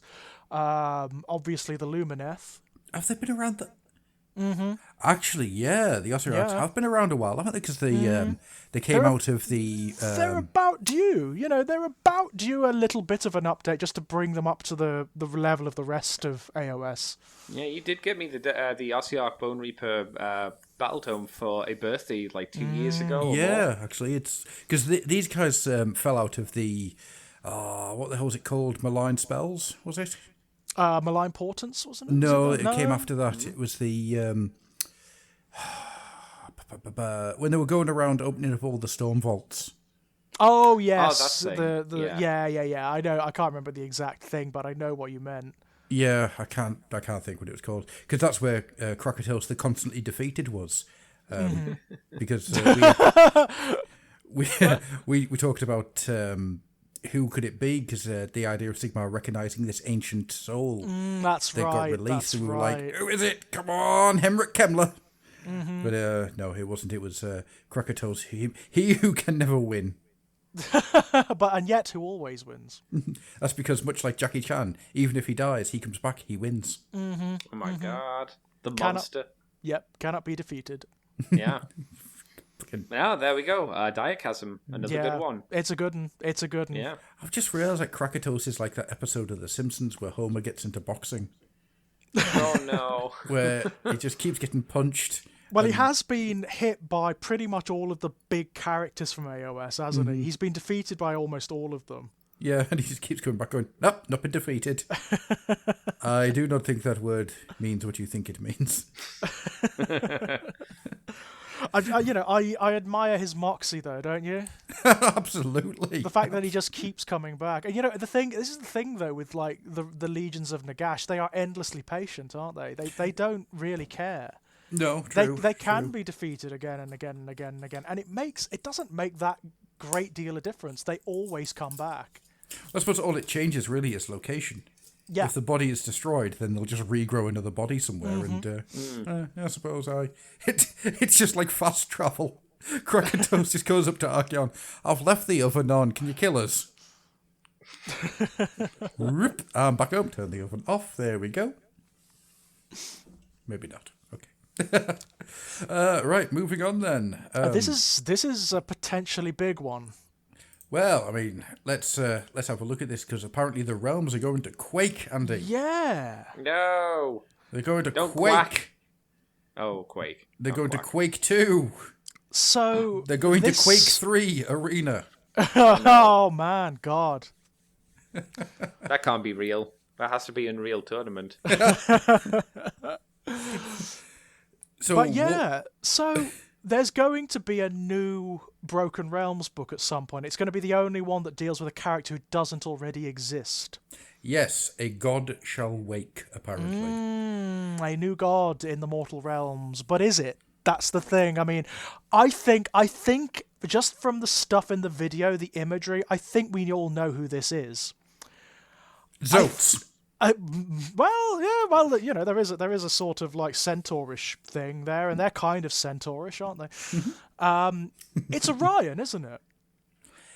It's going to be like the Mortal Realms version of Orion. Yes and no, I think is the best answer to that one. Yeah. So I don't think they're ever going to say this is the new version of Orion. Mm-hmm. They may make some hints to his life beforehand, but I've got a full-blown theory about this because I'm me and I spend my time when I'm lying in bed trying to sleep making this stuff happen in my brain. It's called revenge procrastination and I'm really bad at it. I have no control over my day, so my night will be spent making theories. And this is my theory. Are we sitting comfortably? In that case, let me tell you about the Patreon. So the idea I've got here is that this Kragnos is related to the Beastgrave plot, right? Mm-hmm. We know at the end of Beastgrave, we've got the Seraphon trying to wake the beast underneath. We've got the Kernothi who are running around trying to find parts of their lost civilizations and trying to keep everybody out of the mountain. We know that the Oryx are going in to try and eat the bones of the mountain, because that's what they do. And the Seraphon basically get in there and they try to blow everything up in order to move it to a magical space. This is how I understand it. So, Andy, if I've got anything wrong, please tell me. Because you're the Underworlds guy in this, so... I play the game, but I have no idea on the lore, I'm afraid. Okay. So, I think that Kragnos will be the finale.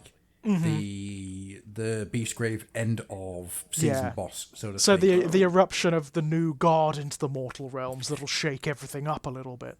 Yeah. Now, is he a god or is he a god beast? I'm not entirely sure, but... I think he'll be like a character. I mean, the thing with the god beasts is they can't really manifest them in the game as such.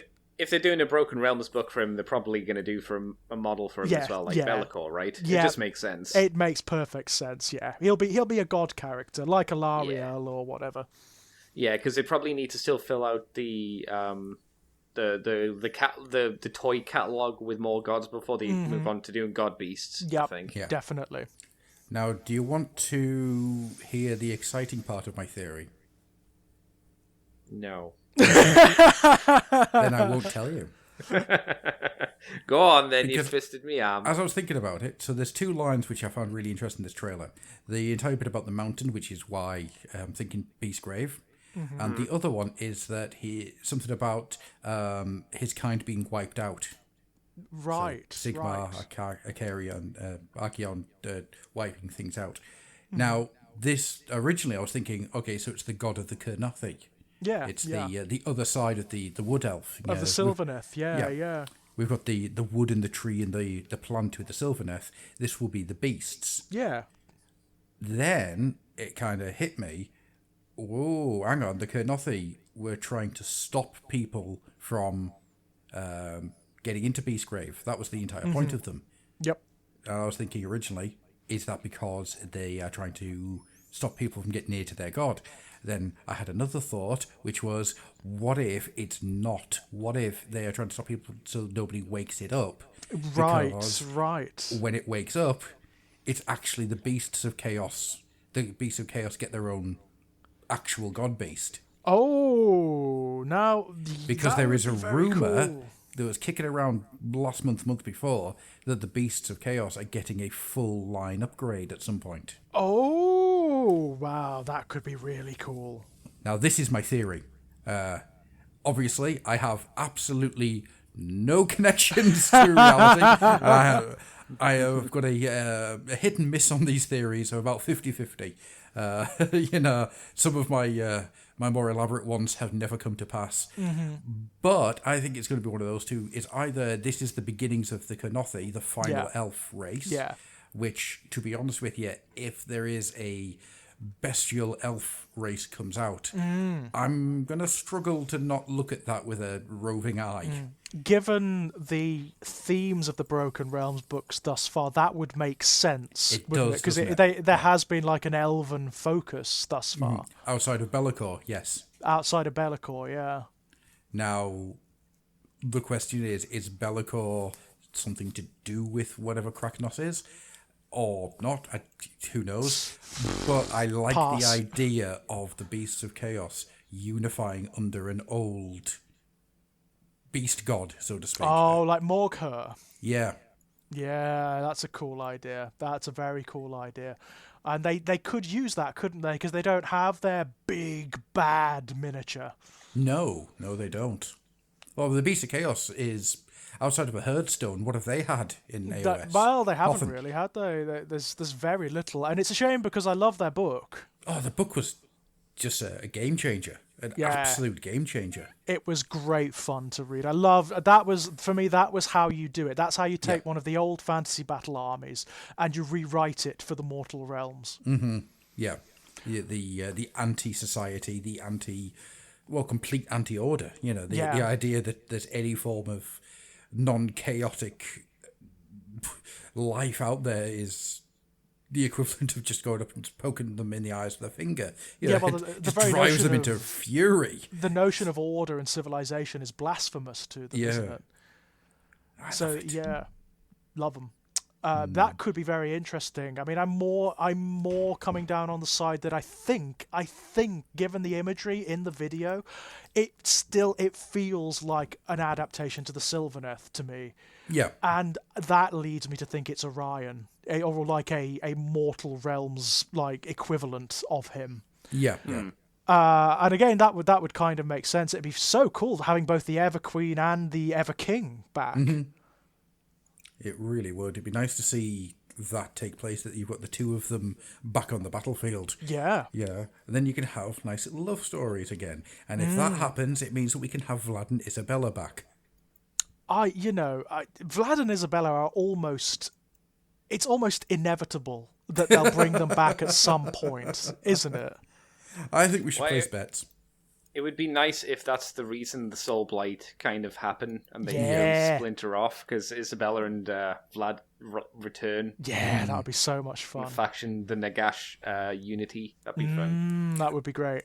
I would love it if the last of the Broken Realm short stories is Manfred standing on a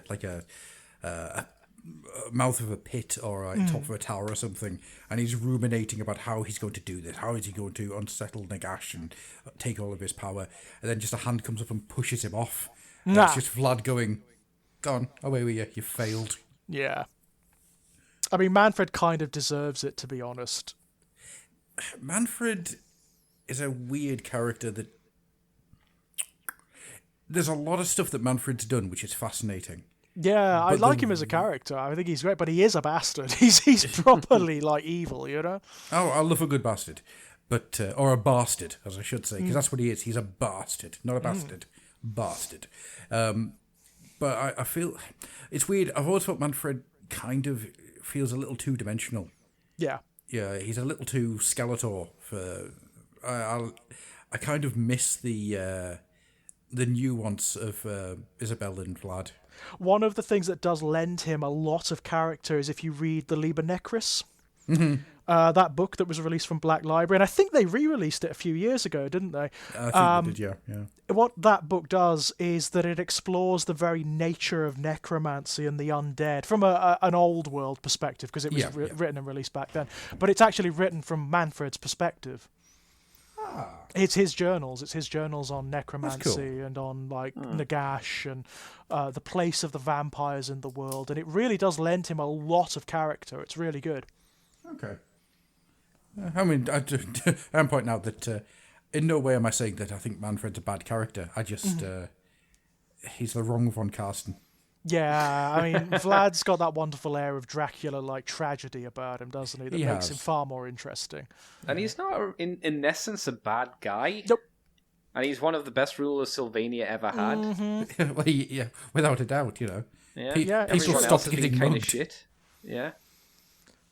Well, you know, once you've had Conrad, the only way is up, isn't it? Yeah. Oh, Jesus. I mean, he's bonkers, isn't he? He's properly like. Doesn't he have a rule that's called a few bats short of a belfry? Yeah, that's right. Oh man, I'm gonna have to go and read up on Conrad von Karsten. It's been ages since I've thought about him. Yeah, he's a lot of fun, Conrad. He really is. But he's not all there. No. He has issues. Shall we then move on to the big one? Yes. Yeah. Now, Andy, do you want to take this? Because I know that this is something you are highly excited about. Or do you want me to break it down so we can talk about it? It's entirely up to you. No, you can break it down. Yeah, go for it. All right then. So what we have here is the big one. Age of Sigmar, the Soul Blight Grave Lords. Yay! Just say that with me. It's got such bite. Soul Blight Grave Lords. Brilliant. It's absolutely brilliant. So what we're getting is a whole new Warhammer Age of Sigmar battle tomes in the Soul Blight Grave Lords, which I'm going to actually start this off by talking about the cover to the battle tome, because holy mother of crap, there is a lot here. the nobility of the main character, the rotting, shambling corpses of the zombies as they walk along, Fido, the undead wolf on the side, screaming Bob the skeleton, what apparently is a brand new zombie dragon, giant bats in the background, a city against a sky of blood. Oh, this thing, I can actually hear the power chords start. It looks like the front of an Iced Earth album. I adore it. Absolutely 100% want to get in on the Soul Blight Gravelords. It's brilliant. I mean, the last crop, the recent crop of battle tomes have all had great covers. All of them have. The Hedonites, fantastic, absolutely wonderful. Daughters of Cain, superb. You know, this is probably the best of the covers. It's the mood that this thing gives out. Yeah, is it's incredible. great. The juxtaposition between the front, the shambling horror as it comes forward, to the nobility and the shining red of the armor of the vampire, the pale skin, then you've got this giant necropolis behind it, and then the blood red sky. I mean, good God in heaven, whoever did this is at the top of their game. It's what this very concept implies that's really interesting to me. So it's clear that we've reached the point in AOS that they did in Fantasy Battle, you know, where the undead were maybe a little bit too familiar and a little bit generic. So what they did in Fantasy Battle was they rewrote them to focus on the vampires. You've got the vampire counts. Yeah. It looks like that is the emphasis shift that we're getting here. Because from what we understand, not only does this incorporate all the new vampire units, and it sounds like there's going to be quite a few, and the main focus is going to be on the Soul Blight vampire lords, but it also has all of the Bone Rattle legions and the zombies and the stuff that you would consider to be archetypal of an undead legion. So does this mean that this and whatever comes after, they're going to be the replacements for the way the undead function in AOS?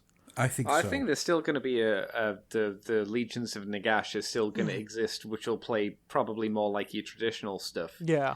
But then you'll have this more focused vampire faction, which I would imagine the vampire units will be very expensive, but obviously a lot more elite. Yes. And then you can either summon, or you can have the zombies or skeletons of chaff, or if you go... I think they even mentioned on the stream that if you wanted to focus purely on a skeleton army or a zombie army, you could do that as well with this book. So you can have either, maybe even 3 dimensions of forces here. That's great. That's a brilliant... That is great. So you can create like your classic undead army from this book.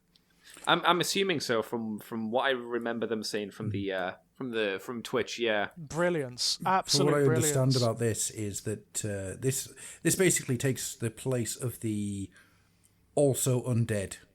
Yeah, the bits there are just kind of hanging around that aren't the Legions of Nagash, that aren't the Nighthaunt, that aren't the Bone Reapers. Well, not as much the Bone Reapers because they're whole new. They're their own thing. Yeah. So this is where all of the classic stuff goes, including the Necromancers. Yay!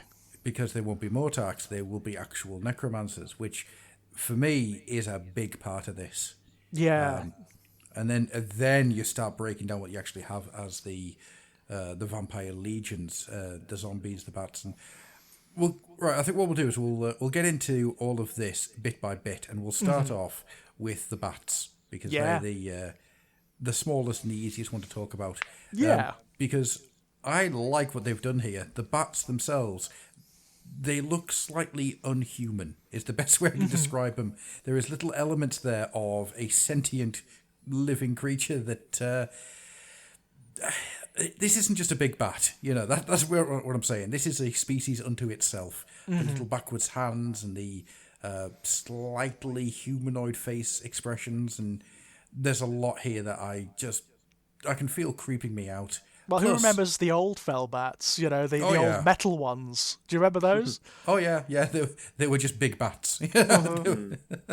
But these things are really cool.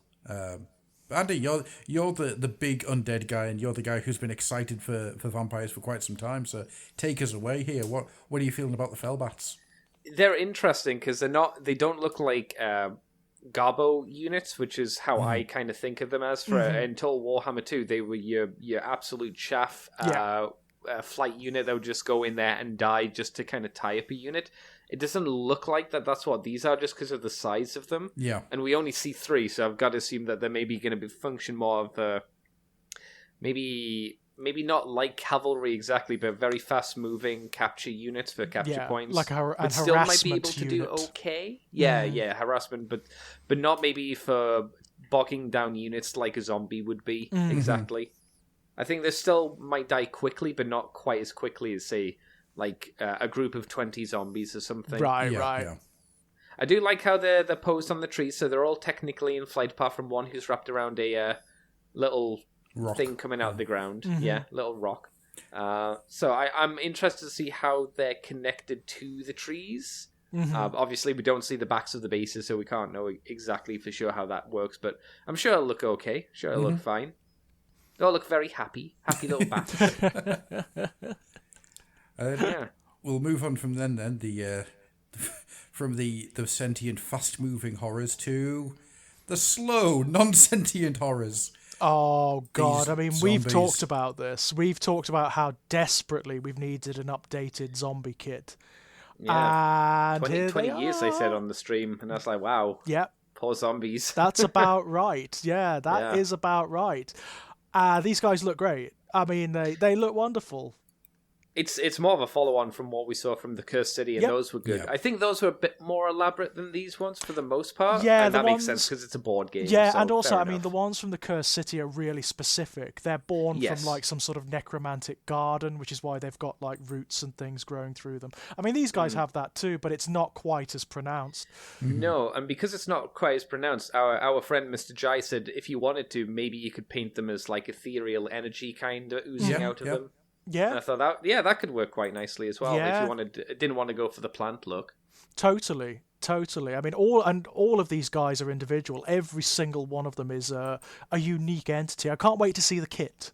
Yeah. Yeah, I'm interested to see how that works. I imagine it might be a push together build. I would imagine looking at them. So even though there are more unique ones here, it might be harder to kind of individualize them a bit more, if you know what I mean. Yeah, and also, I mean, one of the benefits of the last zombie kit was that anyone could buy it and then use it for, like, you know, ornamentation or whatever. Yes, you could do all sorts with it. This one might be a bit more difficult because they're so much more characters in and of themselves, aren't they? Yeah. Definitely. That said, they're gorgeous. I mean, every definitely, single one is fantastic. I mean, you've got the guy with the grave on his back and the stake through his body with his exposed brain. It's beautiful, absolutely beautiful. The one that looks like it's a homage to the ones from Hero Quest. Yep. Yeah, I saw that and I got very excited. Yeah, lovely idea. That's the one you put up an image of, isn't it, Mr. Gruff? It is. Because that looks to me like it's a nice little homage to the Hero Quest zombie. Oh, I think it's almost beyond doubt because it's the same pose, it's got the same big cleaver, you know. It's essentially the Hero Quest one updated. Yeah. You know what I would have liked a homage to, but I don't think they would have done it because it's a very old reference. I would have liked them to have done Tarman. Tarman? Do you know Tarman? No, don't know that From one. Night of the Return of the Night of the Living Dead. Oh, Jesus Christ! Oh You're my right. God, Yeah. yeah. Oh, Tarman. the creature created from all the toxic gas. Yeah, no, where he was a zombie, he was just melty. Yeah. He was very, very melty because he'd been in a container for so many years. Yes, my God, Jesus. I suppose maybe you couldn't do him because he didn't look much like a zombie at that point. But I would have liked the reference to Return of the Living Dead. Or Return of the Night I'm going to of the go Living watch Dead. those films after this. Oh, I they're haven't seen them fun. for years. They're so much fun. Send more medics. Send more police. Sneaky zombie. It's a good film. Brilliant. Yeah. But no, these are top notch. Very, very nice. I think my favourite one is the one with the spade, who's just sort of leaning on the shovel. I just like It just looks so classically zombie, you know? Beautiful face sculpt. I like the one that looks that has the axe in his head and looks like he's in slight ecstasy about it.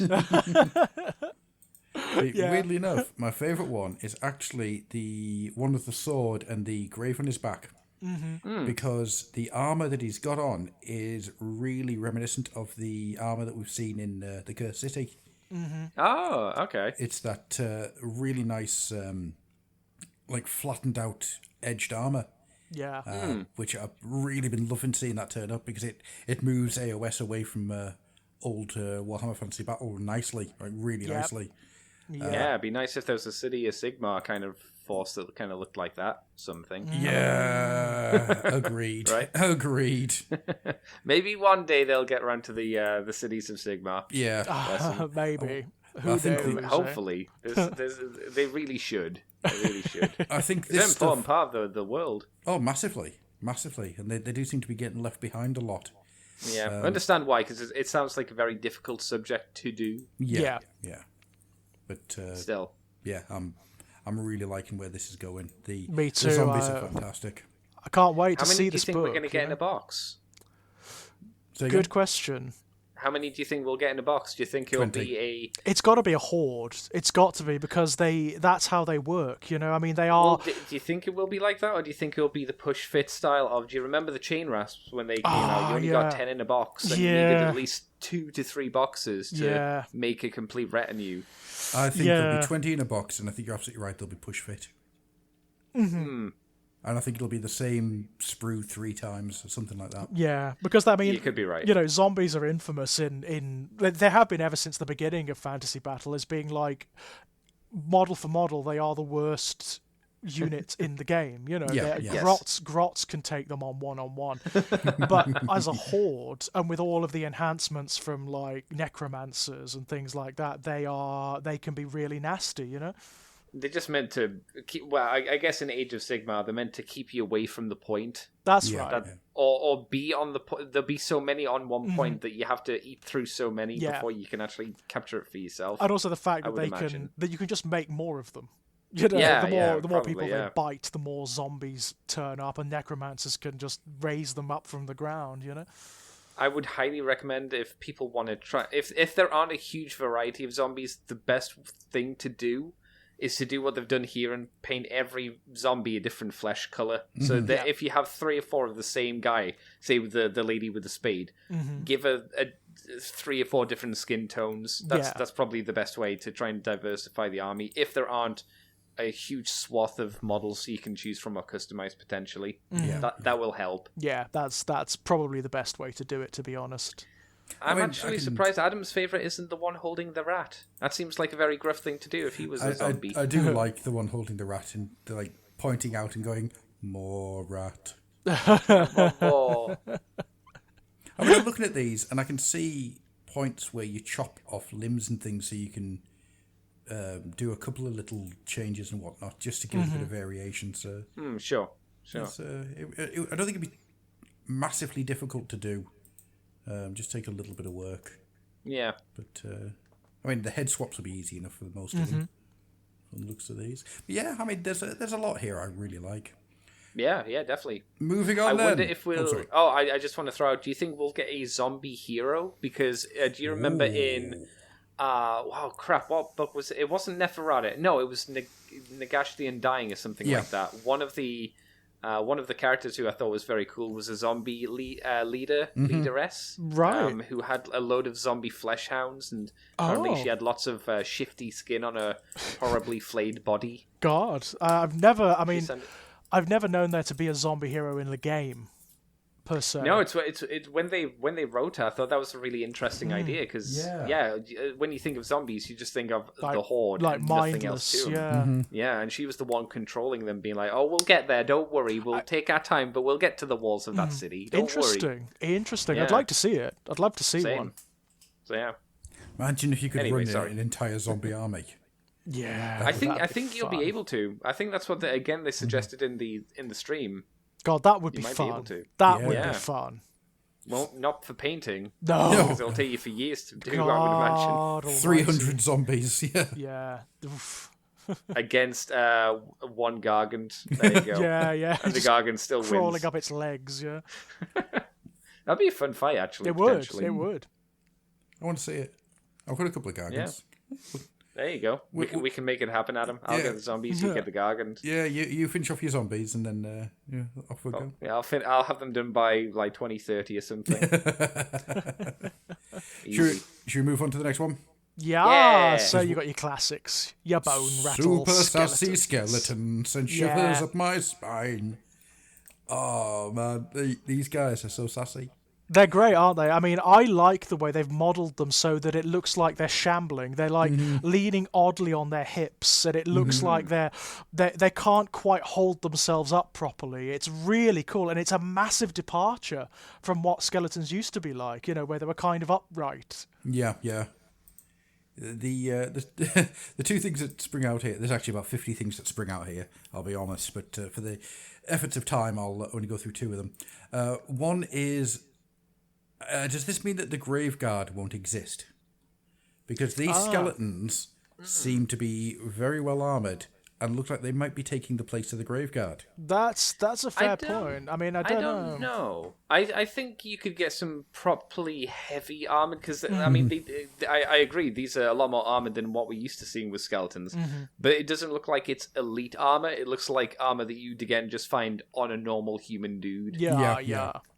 It's not like really dense, heavy chaos armor or Sigmarite armor. So maybe do you remember those Graveguard that you made out of Stormcast, Adam? Maybe they'll do something like that. That would be cool, actually. That would make me very happy. Yeah. Yeah. So maybe the Graveguard, or the Whites as they used to be, are going to be like the really heavily elite of this army.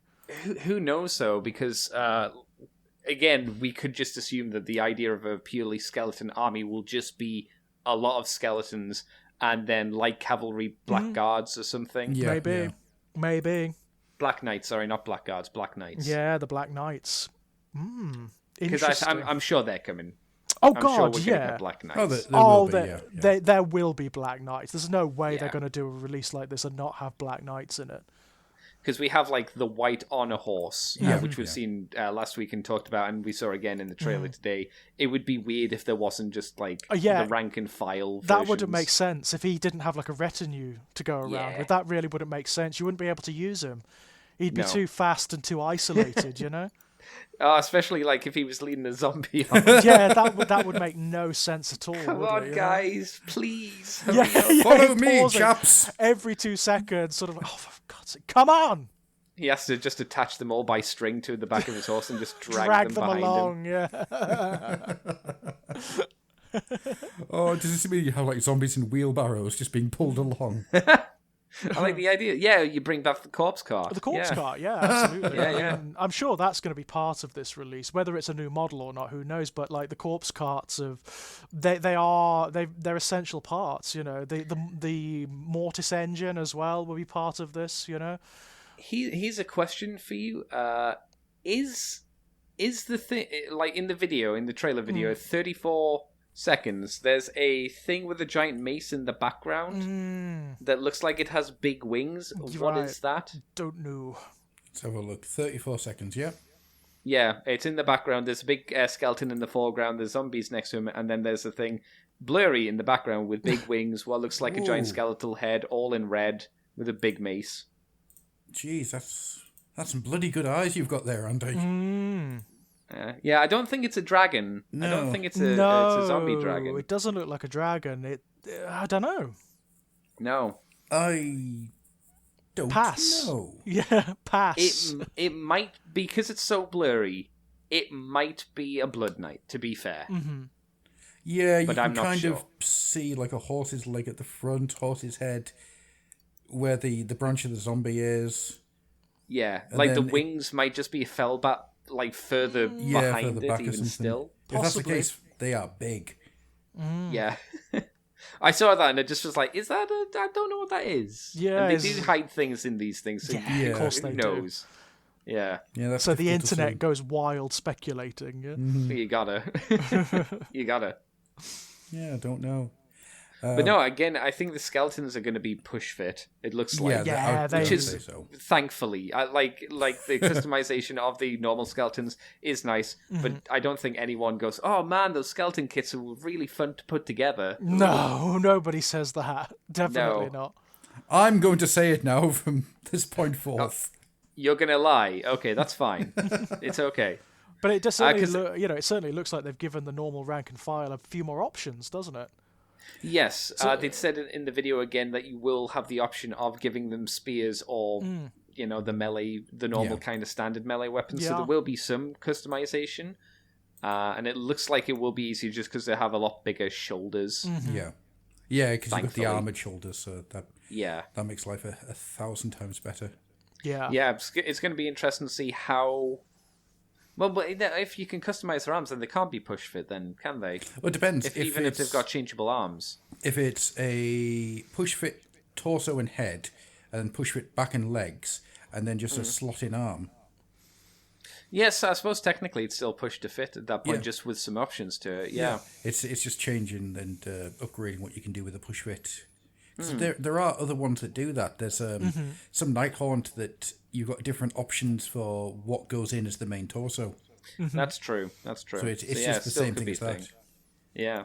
And I think these will work again very nicely, clearly with the same aesthetic as the Cursed City. Cursed City still has a bit more oomph to the design for them, which again is fair enough because it's a boxed one, so they need a bit more unique design to them. But the general aesthetic still works very nicely. Yep, it does that. Good skeletons. Yeah, they're cool. They're certainly one of the best skeleton kits we've seen. Oh yeah, the last time we got good skeletons was Underworlds. God. Yeah.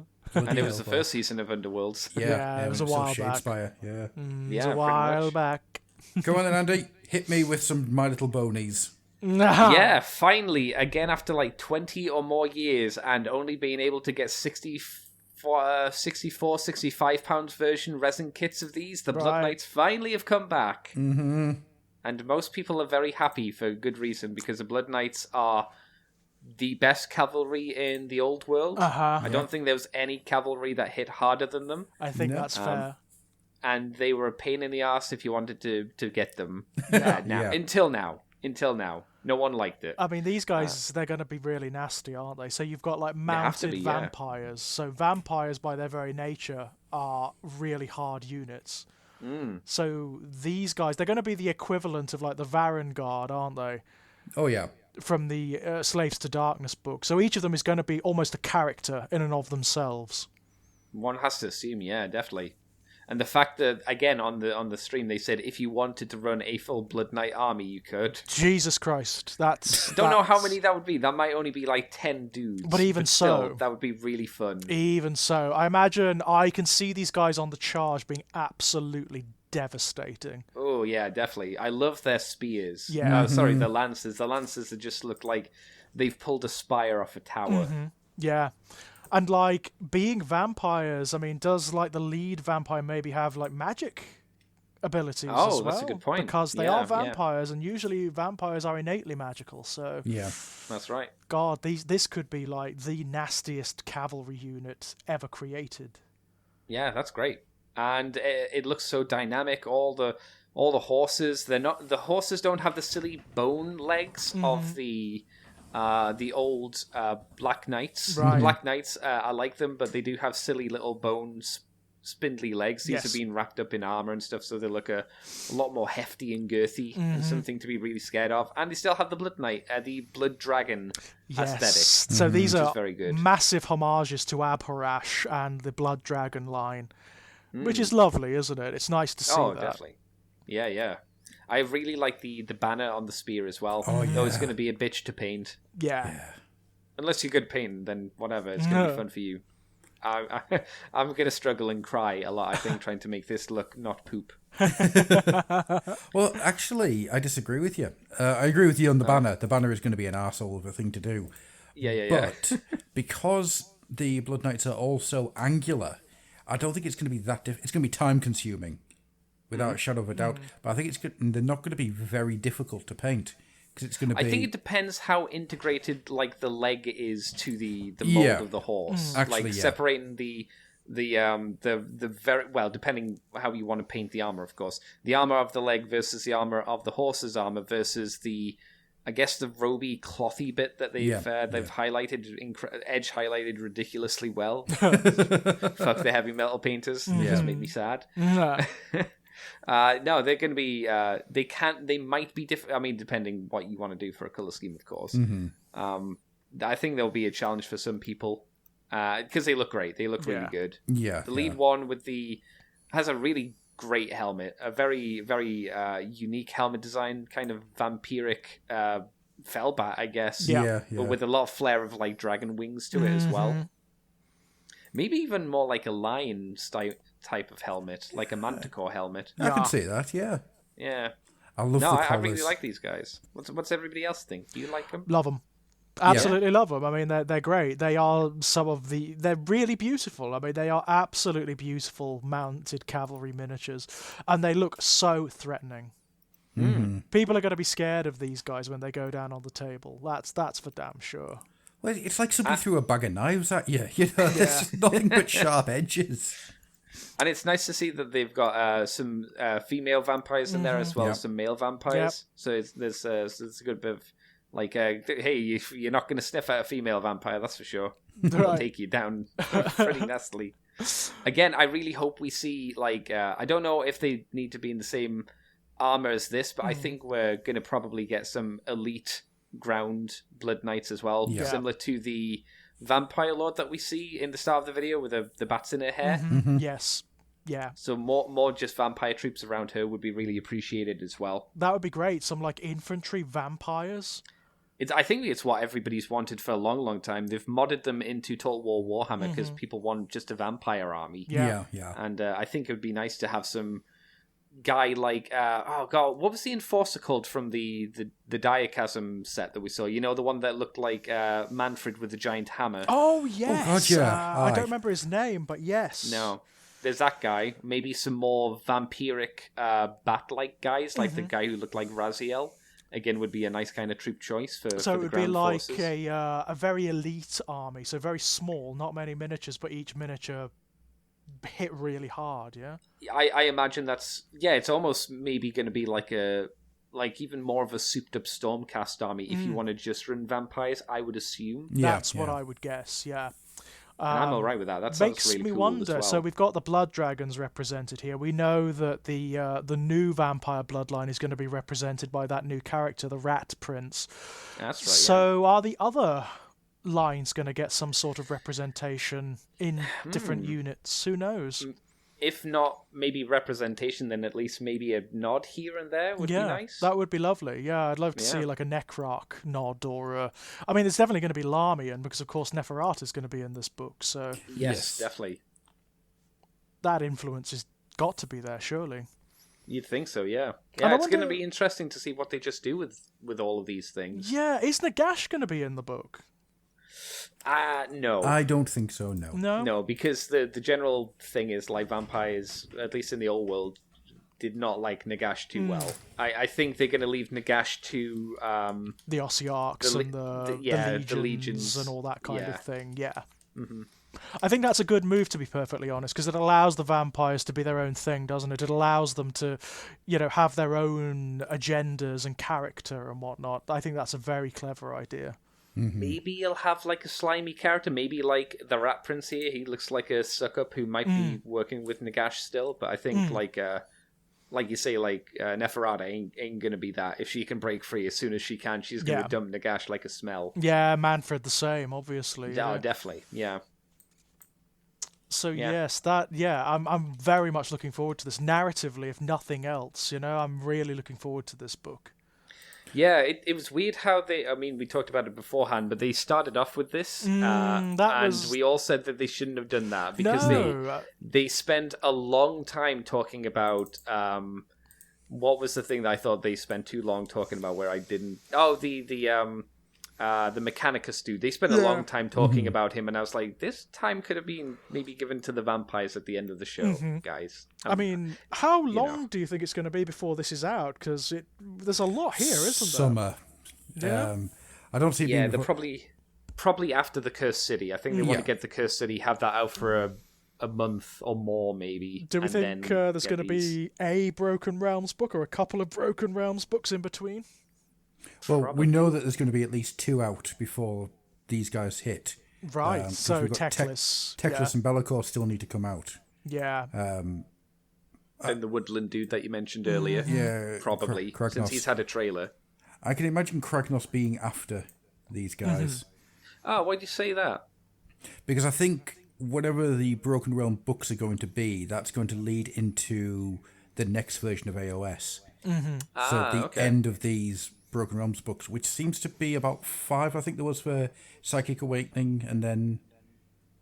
Is that right? Was there 5 Psychic Awakening books, or was there more? I can't remember. I can't remember off the top of my head. 5's probably a safe bet. It sounds about right. So that means that there should be 1 or 2 more after Kragnos. Right, so, I mean, it makes sense, because we know that the Teclis book involves the undead, because it's a war between Teclis and Nagash, isn't it? Yeah.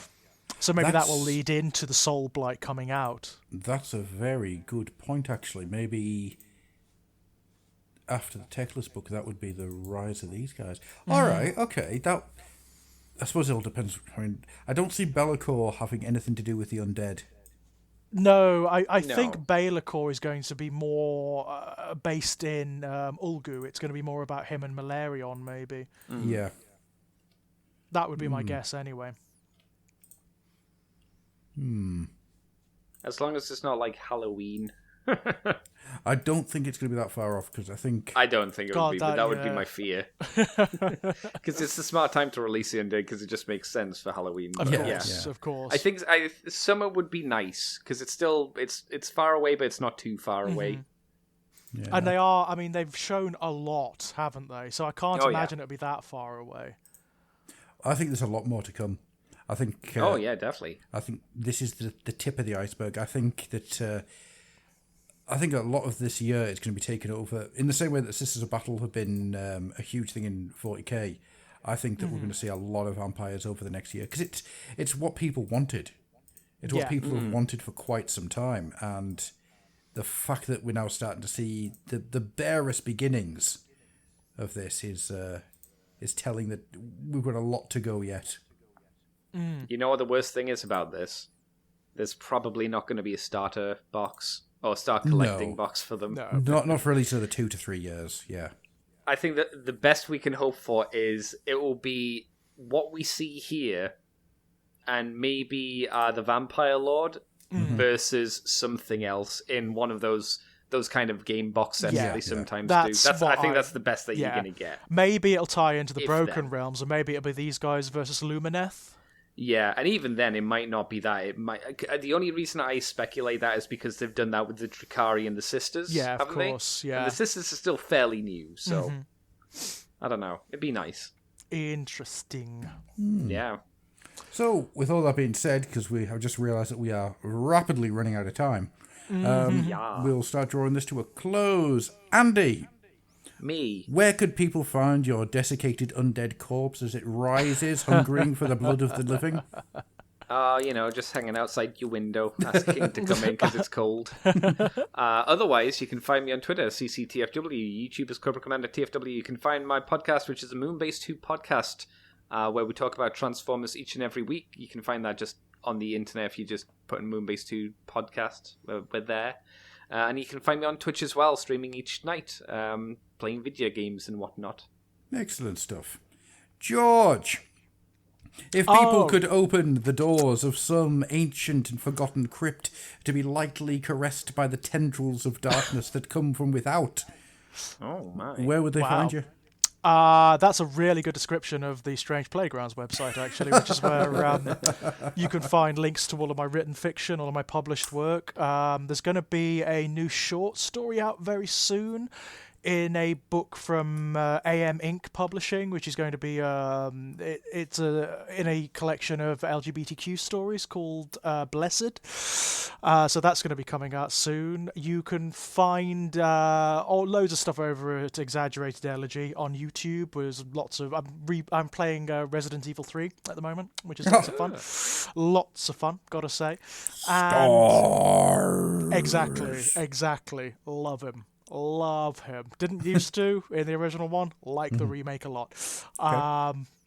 And if you want to chat, you can come and find me over at Enigmatic Elegy on Twitter. Excellent stuff. As for myself, you can find me on Patreon.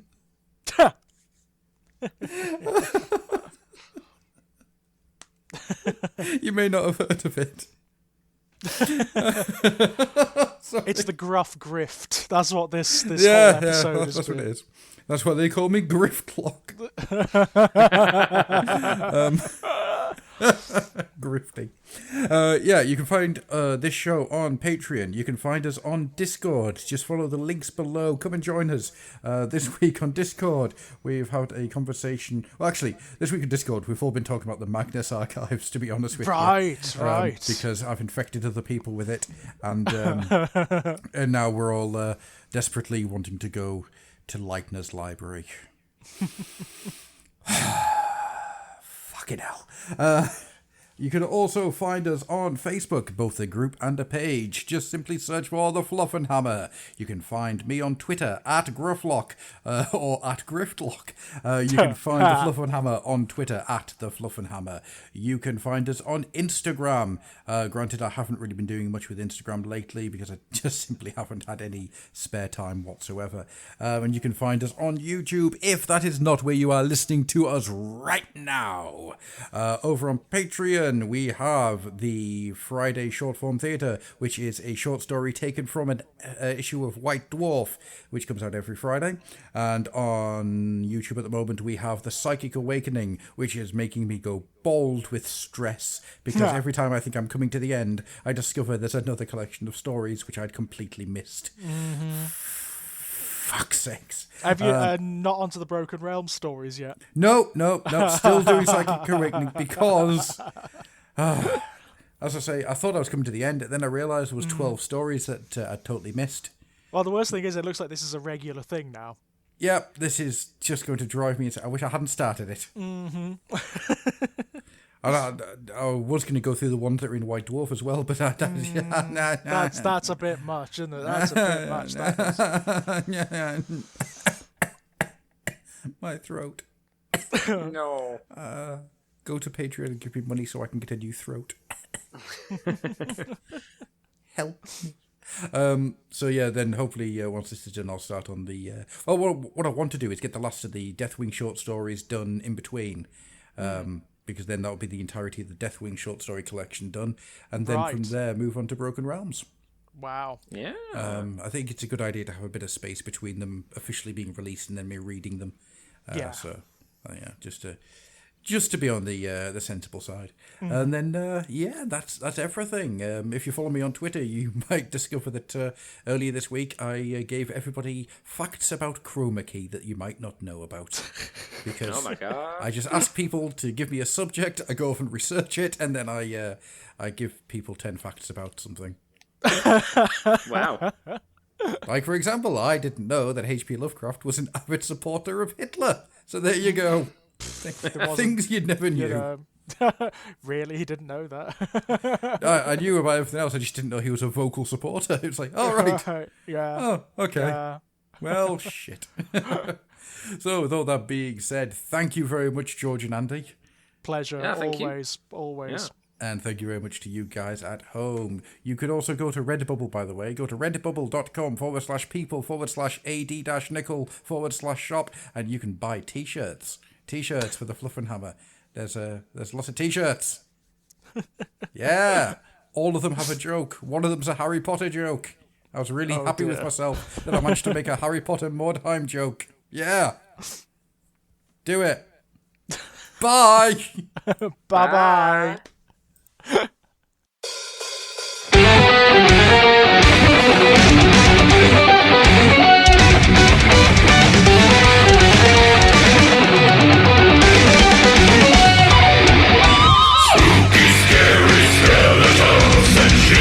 Down your spine, shrieking skulls will shock your soul and steal your doom tonight. Spooky, scary skeletons speak with such a screech. You'll shake and shudder in surprise when you hear these zombies shriek. We're so sorry, skeletons, you're so misunderstood. You only want to socialize, but I don't think we should. Our spooky, scary skeletons shout startling, shrilly screams.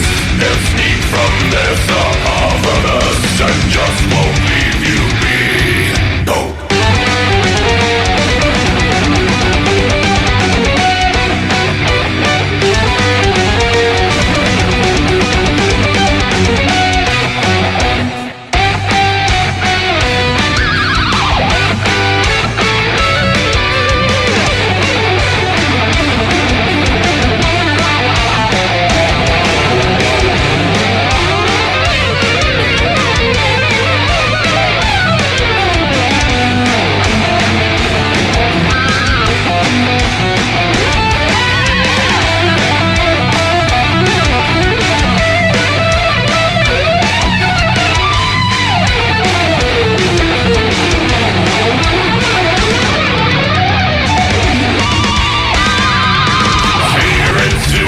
natural, a shy what's all the fuss. But bags of bones seem so unsafe and